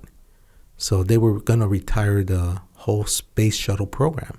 I think they had 4 or 5 flights more manifested, and then after that, program's over. Mm-hmm. And but they had them all assigned, so because they assigned about 4 or 5 crews ahead, because they're training already for the next flight, or they're going to get ready to train.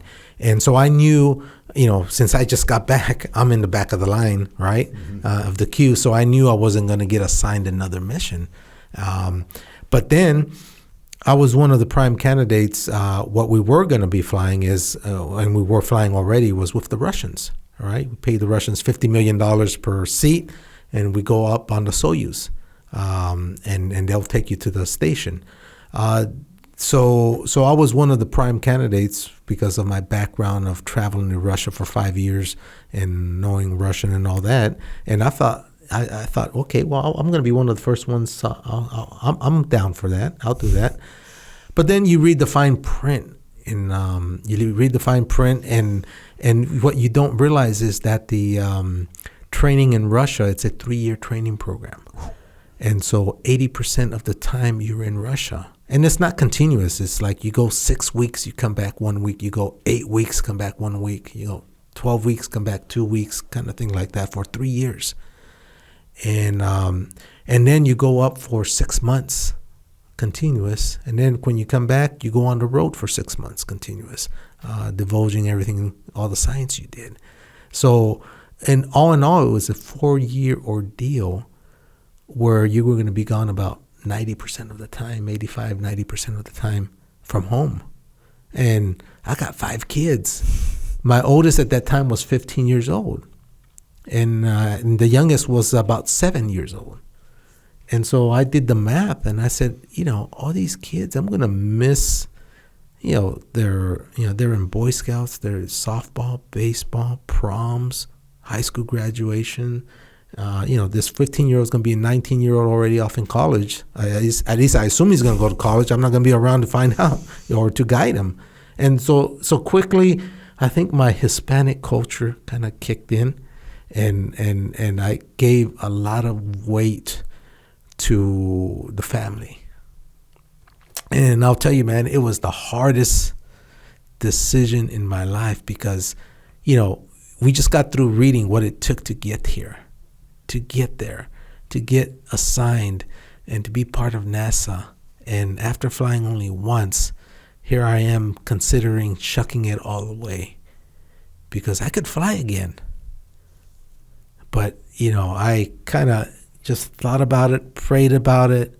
I didn't want to talk to my wife about it because I know her answer is, we can do it, we can do it. I didn't want her to convince me. I said, this is... there's a fine line where, you do it for what you want to do for you. And then that fine line of being more egotistical than, not considering other folks. And so, I thought about it. And finally I said, I think the best thing for me to do is to just leave, give someone else an opportunity who can fly. I mean, I could stay and not fly, but I'm taking up a billet. I said, and that's not fair either. I said, it's probably best for me to leave and give someone else a chance. Give the Johnnies of the world a chance. Johnny Kim a seat. Exactly. Give the Johnny Kims of the world an opportunity so they can fly. And so it was the hardest decision that I could have made, but I look back at it and I look at where all my kids are at in life right now, all college graduates. My youngest 7-year-old is a freshman in mechanical engineering at UC Merced. The PhD, my 3 girls have their bachelor's. One of them is finishing her master's in May, and one of them is a big influencer in TikTok. Okay. If you guys really want to have a laugh, because I come on a lot, she films me a lot. Go at the Vanessa Hernandez. Okay. And you'll see her. You'll see me make a fool of myself.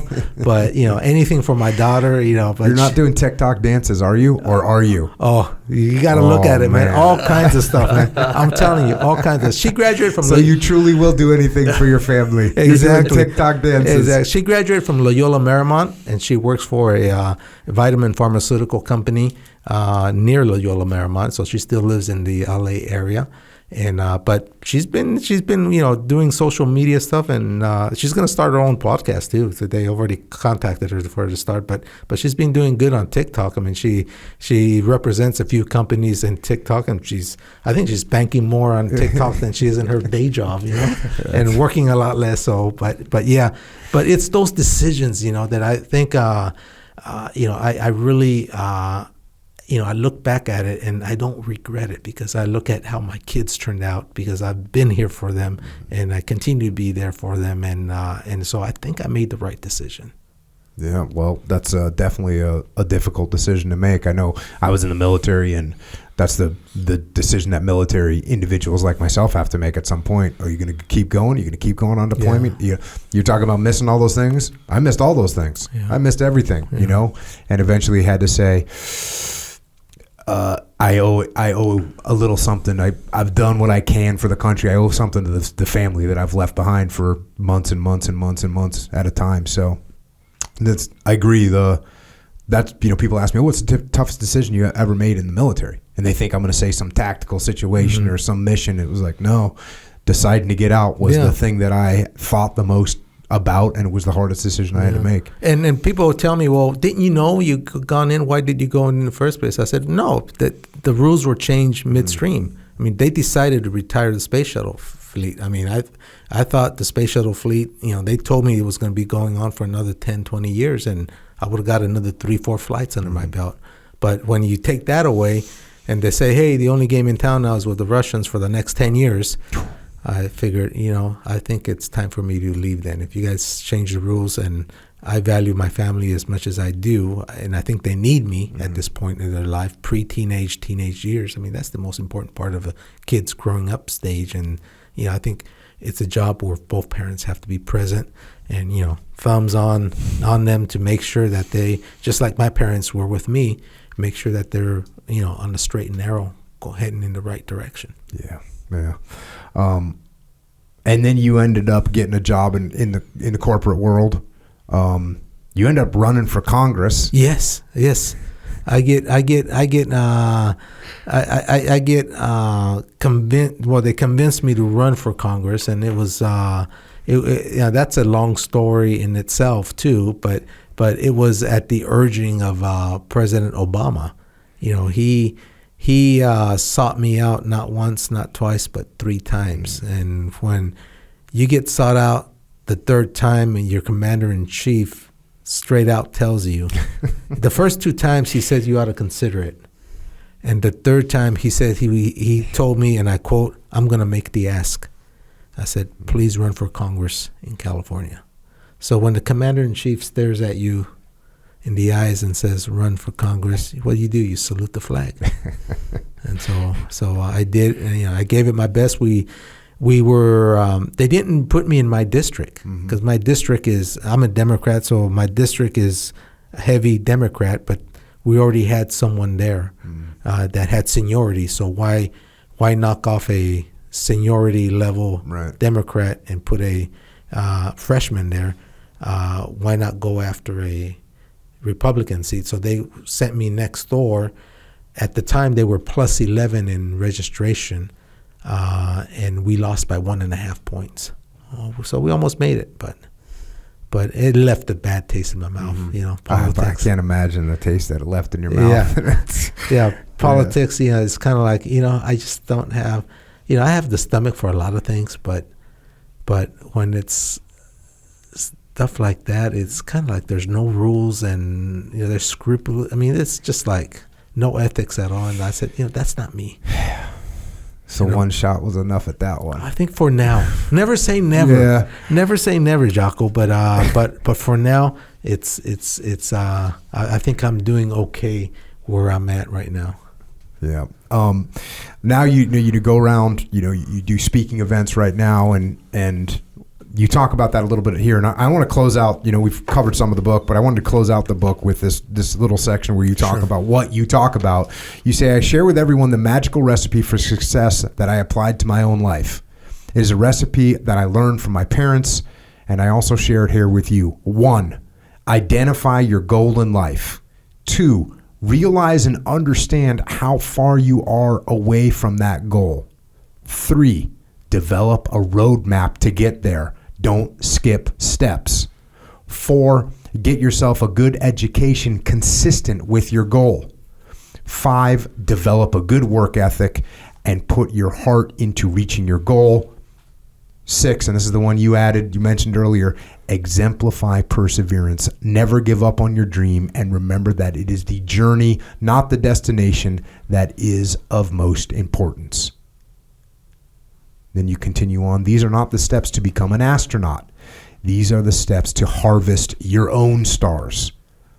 The recipe works for anyone in any part of the world. And trust me, it's infallible. So that's what you go around talking about. Yes, I'm a motivational speaker, and I share my story and also that recipe, and talk about what it took to get there. And like a good engineer, I try to basically capture it in a formula type of environment, like the recipe that you just read off there. I also give a 3-element strategy that says, hey, to reach your goal, you've gotta, and this I learned afterwards, right? Is you gotta know what the minimum requirements are. Once you define your goal, is natural tendency, and 99.9% of us get this, right? Is you ask yourself, what are the requirements to get there? You want to be a doctor, you got to go to pre-med, medical school and pass the boards. Lawyer, pre-law, law, pass the bar. Astronaut, you got to go to the STEM field, get graduate degree, 4 or 5 years experience, and then start applying. So that's the first one. Everybody gets that one. It's know the requirements. Second one is emulate successful people that you want to aspire to be like. In other words, ask yourself, what do they have that I don't have? If you want to be a CEO, study a CEO and find out how they got there. You want to be an astronaut? Study an astronaut. I mean, that's what I did after my 6th failure, remember? I compared myself. I found out they were all pilots. So what did I do? I invested in myself. I became a pilot. Then I found out they were all scuba certified. What did I do? I invested in myself and became scuba certified. The third stage of that strategy is you got to create a differentiator. In other words, differentiate yourself from the competition. At the time, it was from 4,000 and went up to 12,000 that I had to differentiate myself. So it was no accident that I took that job going to Russia. It was strategic in my career. I said, it's going to help my career, obviously, but it's also going to help me over here because, I just read that the U.S. and the newly formed Russia signed an agreement to build what was going to be the International Space Station. So it didn't take a rocket scientist to figure out, even though I am one. No, you are one. Even though I am one, but it didn't take a rocket scientist to figure out we were going to be working with the Russians. So my great differentiator is during these next 5 years in this project, I traveled more than 25 times to the Russian Siberian countryside and worked with the Russians. And all this, helped me get the upper hand on the other 14, 12,000 applicants, because very few of them could say or claim similar experience than what I had. And at least that got me in the door to start getting interviewed. And then the rest I would just sell myself. Yeah. So that's the 3-element strategy that I add up to that. And so that's what you're doing now. Now you got your foundation, the Reaching the Stars Foundation. Yes, at astrojh.org. Yep. If you go look at it, astrojh.org, you'll see everything we do in the Central Valley, where we try to motivate kids to get interested in STEM careers, science, technology, engineering, and math. We have a summer academy at the University of Pacific, same school I went to, where we have kids from the 7th to 12th grade in a 6-week summer program where we basically inundate them with STEM concepts, fun STEM concepts that they can take back to their school and get a head start in their math and science courses they're going to see the following year. So we basically expose them to those concepts that we know we know what the core curriculum is. So we expose them to those ideas in a fun, experiential way, so that when they go back to school, they say, "Oh yeah, I've seen this. As a matter of fact, I know of experiment," and so they do very well. And so we do that for them. And then we also have a science blast where we get over 1,000 kids in the 5th grade to in a 1-day exploratorium type of environment where we have all kinds of hands-on experiments. We have people from Lawrence Livermore Lab, from Google, from Apple come, and they talk about what their careers are and basically expose them to STEM careers. And why we do that at 5th grade? Because that's the age when I decided I wanted to be an astronaut. So I figured if it's good enough for me, it's good enough for them. And then whatever monies we have left over, because we sort of have on a year-to-year budget, whatever monies we have left over, we give scholarships to the kids. Yeah. So, no, that's awesome. I know that's what America needs. America needs kids that are growing up that want to learn STEM. Yes, we need lots of engineers and scientists. Yeah, that's the competition for the future. Because the Chinese and all over India are kicking our butts and producing more scientists and engineers than we are. And that's going to cost us in the long run, big time. 10 years from now, 20 years from now, it's going to cost us if we don't rectify the situation quickly. Yeah, I know. I can find myself sometimes being pretty down on the academia, right? For people that are going into debt and they're borrowing all this money to go to college, but they get a degree that doesn't really give them a job. They'll get a degree in something that you can't go. You don't have a skill set. I mean, engineering is a skill set. Yes. It's something that you learn, something you know how to do. So the fact that you're doing that program is leaning kids in the right direction for something that can actually provide not only them with a good career, but also provides America with something that we desperately need, and we're desperately going to need even more in the future. Yes. And on top of all that, you also have a winery, right? Well, first of all, all that is just volunteer. I get nothing out of it, right? Except I feel good. But you still have to put it together. You have to manage it and run it. Yeah, it's a time sink. Yeah, right. But unpaid time sink. But I'm saying on top of all the time you spend doing that and all the time you spend speaking, you also. But before the winery, I also have a engineering consulting business first. Yeah, I have a Tierra Luna Engineering, where I do aerospace consulting. For example, I helped Mexico buy and launch 3 communication satellites from Boeing Corporation. That was a $1.2 billion purchase for Mexico. And they hired me because the undersecretary of communications was, he himself admitted, he says, look, I'm an economist, a politician, economist. I know diddly squat about satellites. And here we are spending $1.2 billion. Can you help us? So I worked on a neat project for about 4 years, helping them launch 3 communication satellites so they can have internet throughout all of Mexico. Any population over 5,000, the government put a dish so they would have connectivity to the outside world, which is pretty neat. So I do that. I've also helped a university build a CubeSat, small satellite, 10 by 10 by 10 centimeters. And with NASA, we launched it for free for them. And they became the first university in Mexico to have built, designed, and keyword operated their own satellite from space. So we did that for them. I also created a aerospace curriculum for them, working with a 3-campus university in northern Mexico, and that's Tierra Luna Engineering, which, by the way, if you go to the .com store there, TierraLunaEngineering.com, you can actually get the book, Reaching for the Stars. You can get the children's book there, and you can buy it on Amazon, and quite frankly, you could probably buy it a little cheaper. But if you buy it through our website, you'll guarantee that I can sign it and dedicate whatever you want me to say on it. I'll dedicate it, and the proceeds go to my foundation. So that's why I want to make sure and clarify that. I think it's like $30 for the book or something like that.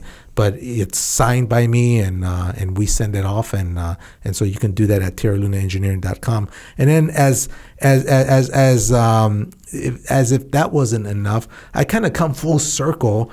And my wife wanted a back to the fields. Exactly. My wife wanted a home out in the country, and so about 5 years ago, when we were well down and established back in Stockton, I started looking for some property because happy wife, happy life, right?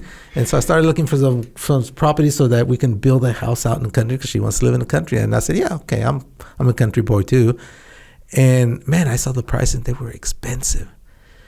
And then I ran into this 20-acre vineyard, and it was income producing, and it was only about twice as much as an empty 3-acre lot in the country. And I said, man, that's a no-brainer. I'm gonna become a farmer. Back to your roots. Back to my roots, exactly. Back to the fields. Back to the fields, and I became a great farmer. And the reason why I was so into it was because, first of all, I know how to pick grapes, but that's the only thing I know. I don't know diddly squat about running a vineyard, but you know who does? My dad. My dad's worked in there all his life. And so I told Pops, that's what we call him, Pops. I told Pops, hey, if I buy this vineyard, would you teach me how to run the vineyard? He said, yeah, son. So these past 5 years with him, he's 84, strong man. It's good, field work background. He's strong and healthy. This is the best 5 years I spent with him, quality time. He's teaching me, what to fertilize, how to fertilize, when to water. And, he gets up on the tractor and he plows and mows and all kinds of stuff that he does, helping me with the vineyard. And we sell all the grapes to a winery that makes champagne, sparkling wine. Can't call it champagne here in California. Sparkling wine. That's right. And it's Corbel. So we sell it to them. But then they make the mistake of one day inviting me to see their processes. And I saw how that engineered mind starts going to work. Exactly. I started looking at the process of how they make wine. And, my favorite phrase is, hey, this ain't rocket science. I can make this. Probably more efficiently, too. Exactly. And so I started, a couple of years ago, started working with my own formulations and making my own wine. And finally, I settled on 3 concoctions that we have. And so I started my company. Again, everything under Tierra Luna. Remember, it's Tierra Luna Engineering. Remember my wife's restaurant? Mm-hmm. It was called Tierra Luna Grill. Yeah. When we came to California and I opened up Tierra Luna Engineering, I handed $1 to my wife. She said, what's this for?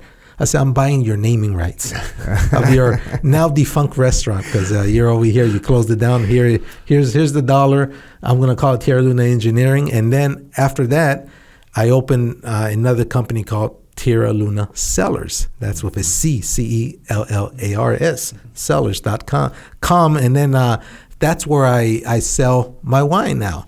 This is the first year we came out with it. It's a direct to consumer. And hopefully we'll end up being in stores and stuff later on when we up production. But right now we're sort of just getting it out there and getting it known, and we have 3 varieties. We have a Sauvignon Blanc, which has my grapes. So if you want to drink wine from my vineyard, you'll see that the Sauvignon Blanc is the one to go. And then I buy grapes from Lodi, and I make a red Zinfandel, which is also good. And then I buy grapes from the Napa area, and I make a red blend. That's a combination of Merlot, Tempranillo, Syrah, and Petit Syrah. So I call that the red blend. And then I named them after constellations because the company's called Tierra Luna Cellars, but like the first one I ever made was with my grapes.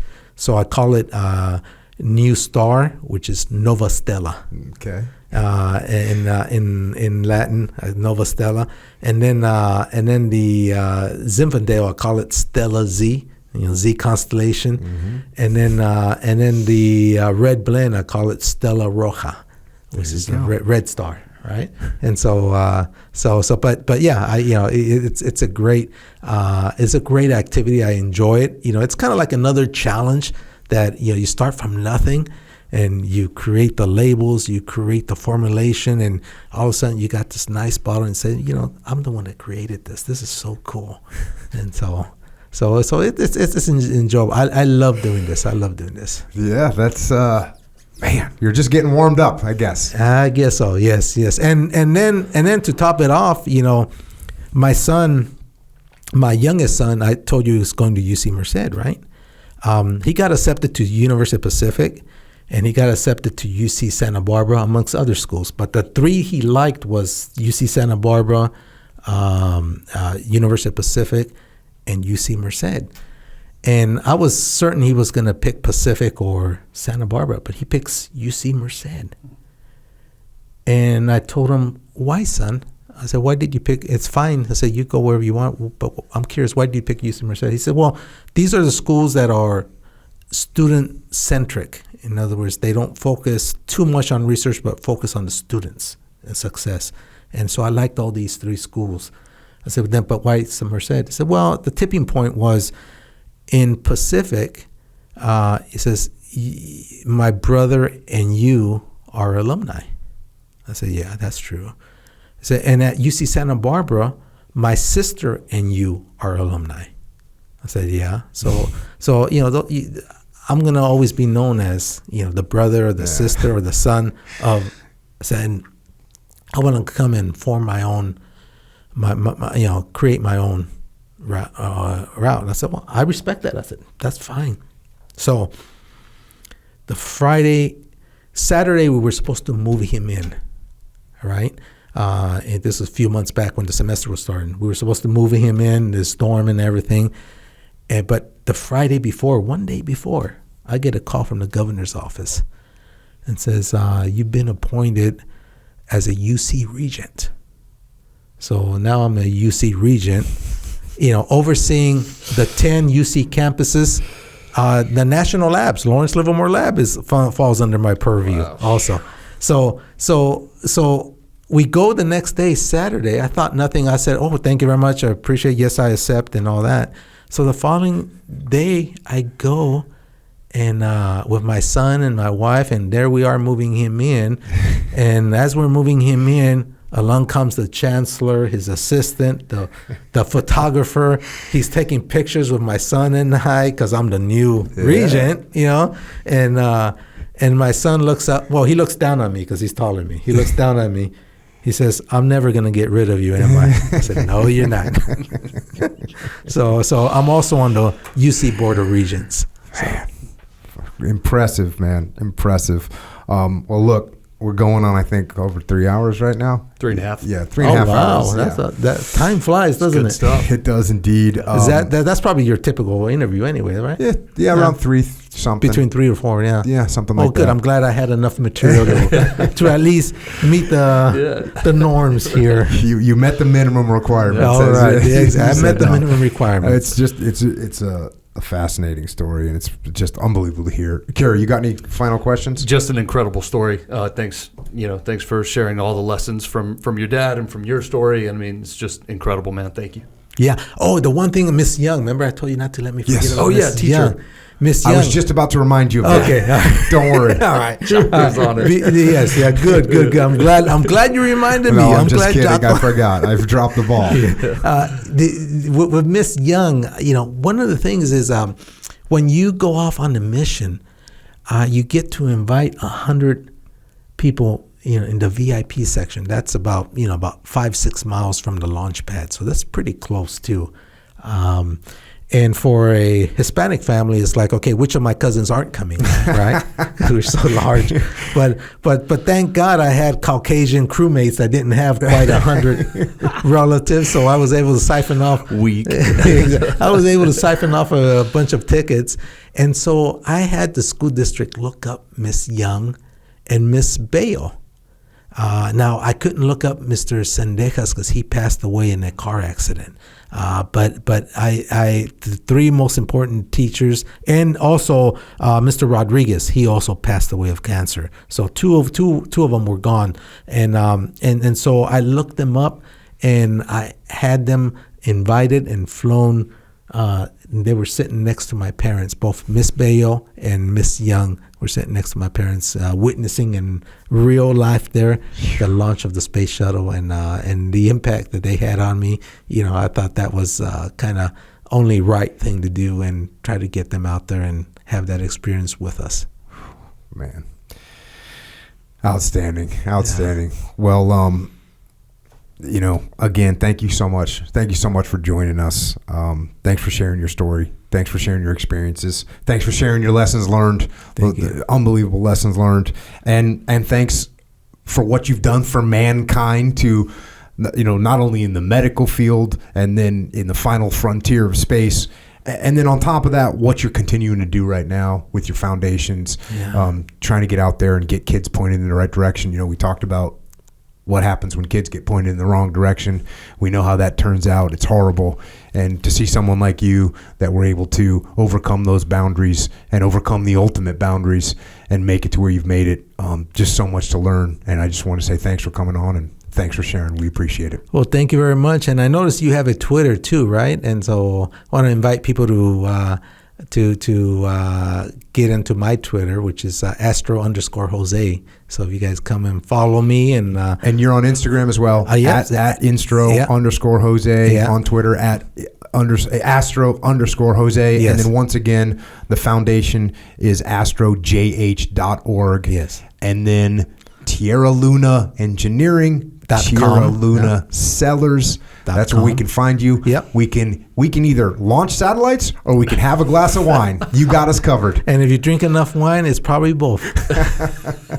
Thanks, Jose. Appreciate it. Thank you, Jocko. It was great being here, and thank you for the time. And you were very generous with your time, and I'm glad we were able to go over my story. And I hope folks enjoy it. And like I said, if they want to get some more, buy the book and read it. I think it goes well with a glass of wine myself. You got us covered. Thanks, Jose. All right, thank you. And with that, Jose Hernandez has left the building. Man, very cool, unbelievable story. Everything full circle with that guy. Yeah. Everything. Amazing, man. Just incredible story. Obviously, he set a high bar on a long journey. I always come out of these things thinking to myself, well, I better raise the game. I better raise the bar. I better do a little bit better. I think that's what we all need to do. K-Dog, what do you got? How can we raise the game? What do we need to do? What do you got for us? So we're raising the game on a strategic level and a tactical level, right? All times. Strategic level, tactical level. Out. Getting it, right?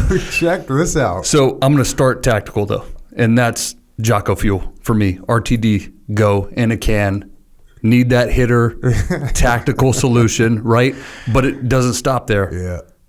It serves the greater goal too, right? The more strategic goal, which is staying on the path, staying healthy, not polluting my body with sugar and freaking chemicals, preservatives, additives, right? So we're doing both here with the Jocko Fuel or Jocko Go RTD cans. Check. Getting after it, K-Dog, right? ready to rock and roll. You spent all night thinking of that, didn't you? Nah, bro. I just cracked this Go about 20 minutes ago, and it came to me when we were talking to Jose, man. Yeah. You know, he was always moving, making little tactical moves that were serving that greater vision. And even when it came to when he was talking about retiring, that strategic vision was still, taking care of the family. He had achieved that highest goal, and now the vision was to take care of his family, make sure they were good to go. Yeah. It's just rock and roll, man. It's thinking strategic at all time, and you're right. And I sort of talked about this with that idea of the deviation, right? And the acceptance of deviation, and how 1 minute you're like, hey, you know what? It's just one donut, and you just start to accept it. You start to accept it. You start to accept it. Don't accept it.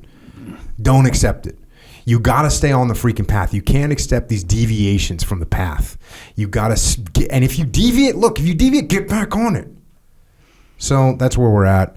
Yeah, get something that's good for you. You can drink something that's literally good for you.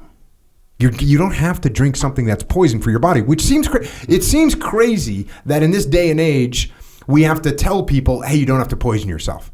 But people, the companies that make this stuff have figured out, we can get people addicted to sugar. We got them addicted to the rush that they're going to get and that fake dopamine hit that they're going to get. And it's all lies, and it's literally bad for you. You might as well just go and just hit up the local freaking drug dealer and get some of that meth going. That's where you're at. That's what you're doing to your body. That's what you're doing to your mind. Don't do it. Instead, get something that's literally good for you. 100%. And I've got friends who are addicted to energy drinks and thus addicted to everything that comes along with that energy drink. And it can lead to catastrophic failure, Destructive. Right? We don't want to do that. So Check. Jocko Go RTD. We also have Joint Warfare Super Krill Oil Discipline Powder. We've also got the new pre-workout. Mm-hmm. Got that in the sniper flavor. JP Donnell just doing the dry. What do they call it? Dry scooping. He's dry scooping that. And now I've seen other people just dry scooping. Chasing it with a sour apple sniper. Chasing it with sour apple sniper. So he's legit. Definitely getting it. So yeah, get that stuff. The Joint Warfare, the Super Krill. that's how you're going to I had a SEAL buddy of mine call me the other day. He goes, hey, bro, I got to ask you a question. He's my age. I went through Buds with, as a matter of fact. And he was like, are you sore every day? Or is that what's going on? I go, hey, man, you got joint warfare? He goes, yeah. I go, you got super curl? He goes, yeah. And I go, and you're sore? And he goes, yeah. And I go, well, quit complaining. I go, that's as good as you're going to get. Like, I'd say you're getting a little older, but you don't want to go off that stuff. Mulk. Got to get that mulk. Sure. If you're still sore, bro, if that's that muscle soreness, that DOMS, get on that mulk train. Get on the where mulk you train. at? Right, so we got. By the way, speaking of mulk, I just got to mention this. Yeah. It's hot mulk season because it's wintertime. Even here in California, it gets a little cold, a little cool in the morning time, right? So you gotta, and this is the key point, is you gotta warm the milk first. Don't put mulk in milk and then warm it up. You gotta warm the milk, then put the mulk in. I'll do an instructional video as we approach the Christmas I've never season. done hot mulk. Oh, bro. What? It's like hot chocolate, but it's good for you. Dang. So, yeah. Stand by for that instructional video. You're good to go. Yeah. Yep. So get yourself some mulk, whatever flavors you want. Vitamin D3. You should 100% be on that for your life. Same thing with Cold War. Oh, it's wintertime. There's germs around. Cool. Just crush them with Cold War. We're fighting back on this side. Back on this side all day long. Look, you can get this stuff at Vitamin Shop. You can get all of it at Vitamin Shop. You can get the drinks at Wawa. Go hit a Wawa. Just clear the shelves. You can also get it from JockoFuel.com. And if you subscribe to any of these things, which is a good call on multiple fronts. First of all, it's a good call on the health front because now you don't wake up sore and broken because you missed joint warfare. You don't go to bed with a craving in your stomach because you didn't have any mulk left. Don't let that happen. Just subscribe. And that's one front, health front. Other front is financial front. If you subscribe to something, we're paying the shipping, Holmes. We're here for you. Get that free freight. Get that free freight going on. So there you go. Another thing that we've got is, well, we got Origin Maine, Origin USA, OriginUSA.com. We're making stuff. You see my post the other day? We're making stuff. We're making jeans. We're making boots. We're making gis for that jiu-jitsu. We're making sweatshirts, hats. What you need. What you need. Rash guards. What you need. We're making it. We got a safety toe boot now. We got heavy duty work pants. Just what you need, and it's all made in America.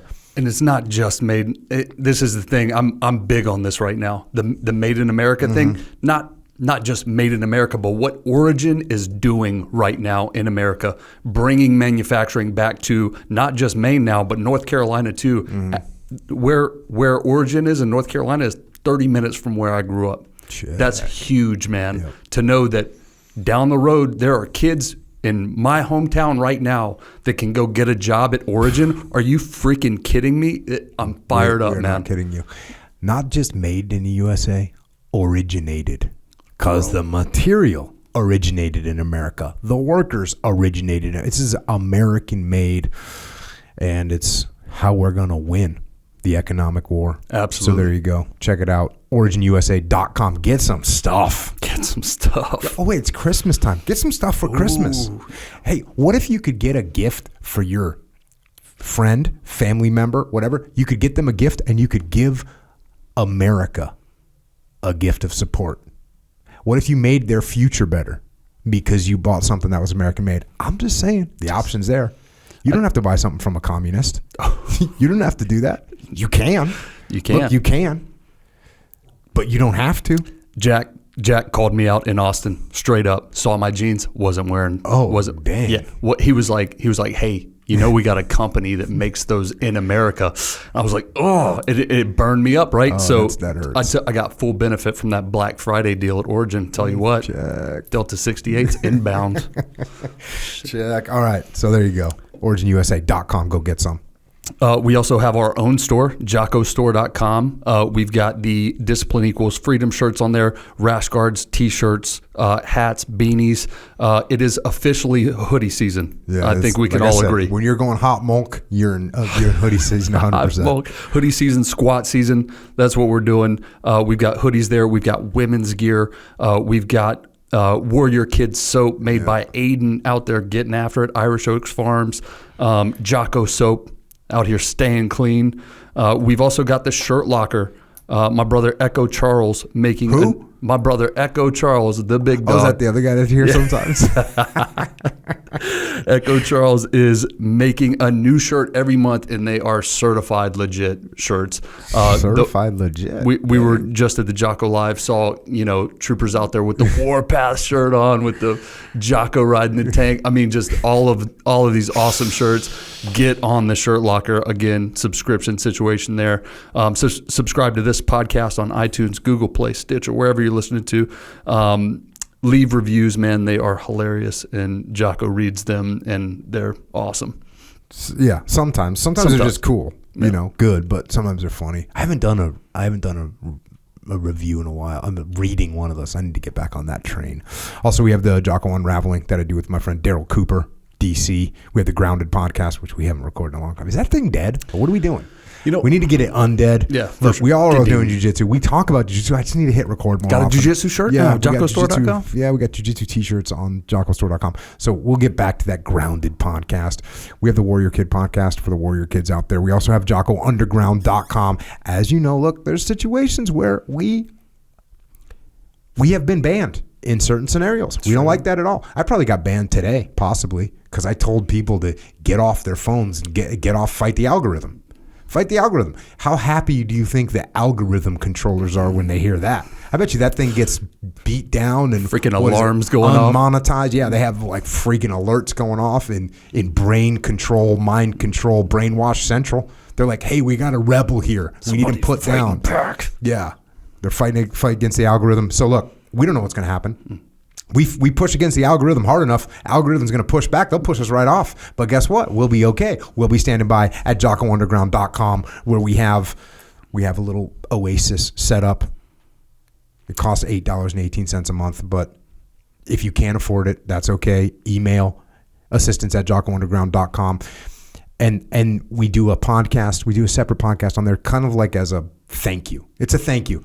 Q&A, answer a bunch of Q&A, talk about some other subjects that are tangential to what we talk about on Jocko Podcast. But most important, it just is a contingency in case something goes haywire and we have to abandon the major platforms. It's okay. We'll be at JockoUnderground.com. You can also find us on YouTube, Jocko Podcast YouTube channel. Subscribe there.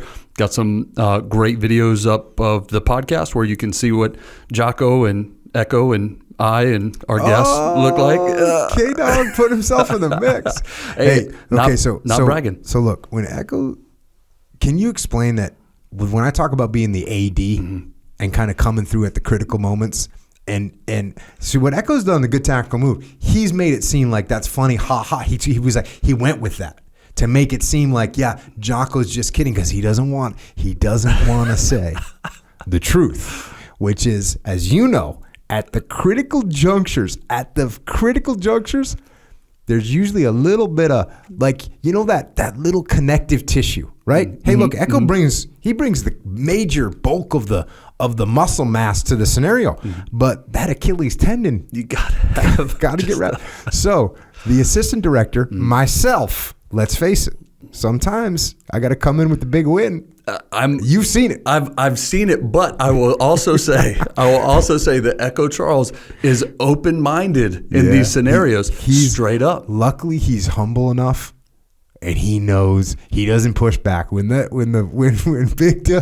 assistant director comes in and makes a suggestion, Echo Charles is humble enough to say, "Yeah, Jocko's right again." Open-minded for sure. But we've got those videos up on our YouTube channel. Origin also has an amazing YouTube channel where they show you what it's like to bring manufacturing back to America. Check them out on YouTube as well. We've also got Psychological Warfare, which is an album with tracks of Jocko helping you out of moments of weakness. Highly recommended there. That's the fundamentals. You want to get reps in on the fundamentals, go hit Psychological Warfare up. I owe another one of those albums, by the way. I know. Totally. All right. Totally. I got to prioritize and execute that. If you want something cool to hang on your wall, don't worry. Dakota Meyer's got you covered. Cool stuff to hang on your wall, which is all you need to say. Comes from Dakota Meyer, and it's cool stuff to hang on your wall. Check out flipsidecanvas.com. Order something for yourself. Made in America, by the way. Also, got some books. Final Spin. I can't say too much about it, but let's face it. If you haven't read Final Spin, you want to. You probably need to. Go get that. Go get that. There you go. There's your advice. Leadership Strategy and Tactics Field Manual. The Code, the Evaluations, the Protocols. Discipline Equals Freedom Field Manual. Way of the Warrior Kid 1, 2, 3, and 4. That's what I'm trying to do. Kids are out there. They need those books. They need to be on the path. They need to get steered straight. Unlike Carlos and Alberto and Sergio that you heard about on this podcast today. Get the kids on the path. Way the Warrior Kid 1, 2, 3, 4. There's Christmas. There's a life-changing Christmas. Is that a bold statement?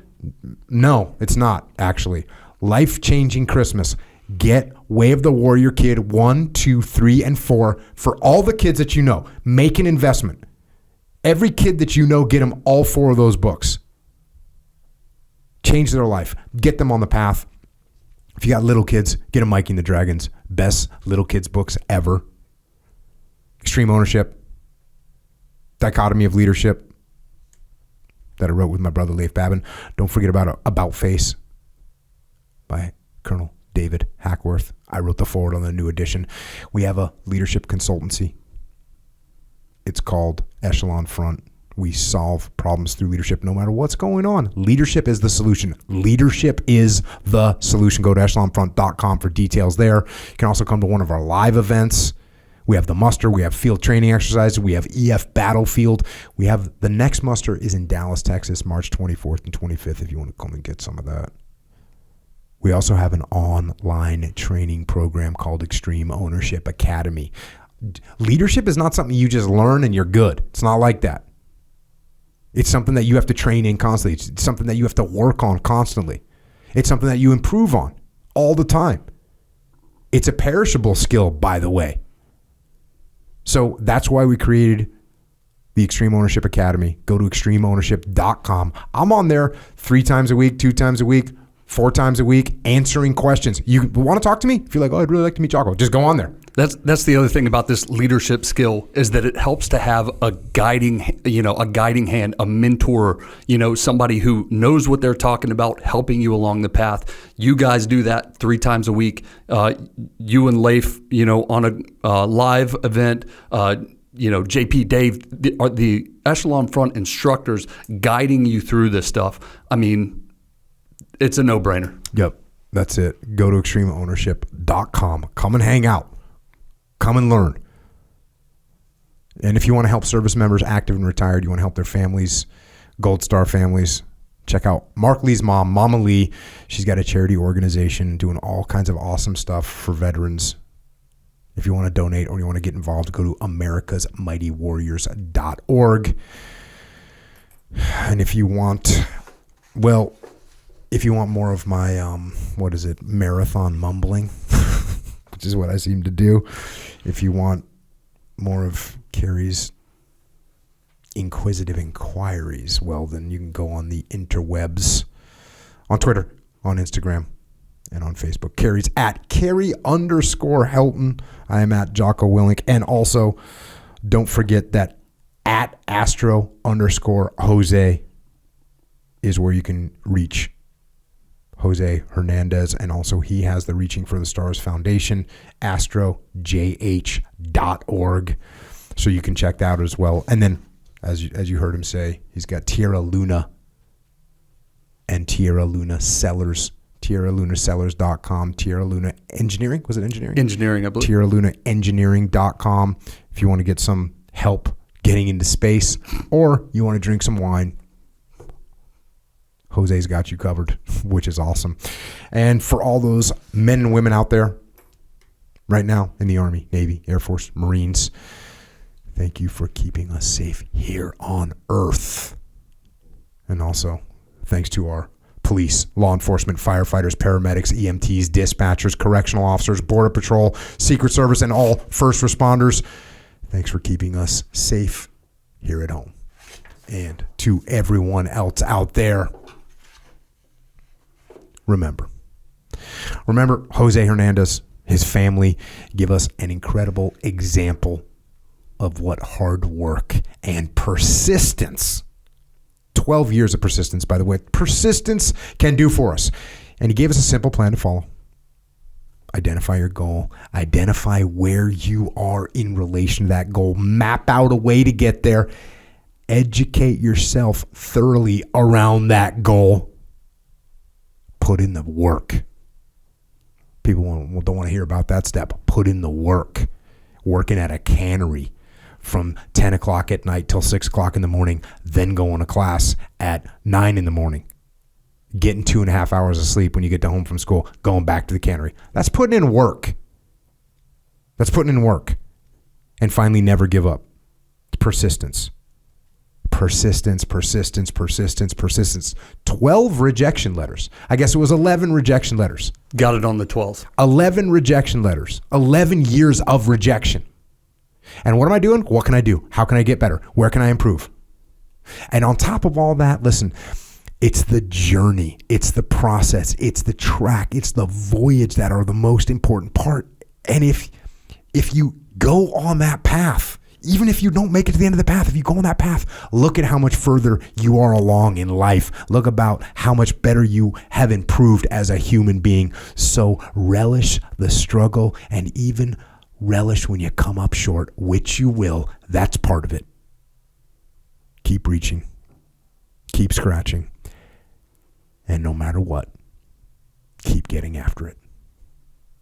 And until next time, this is Kerry and Jocko. Out.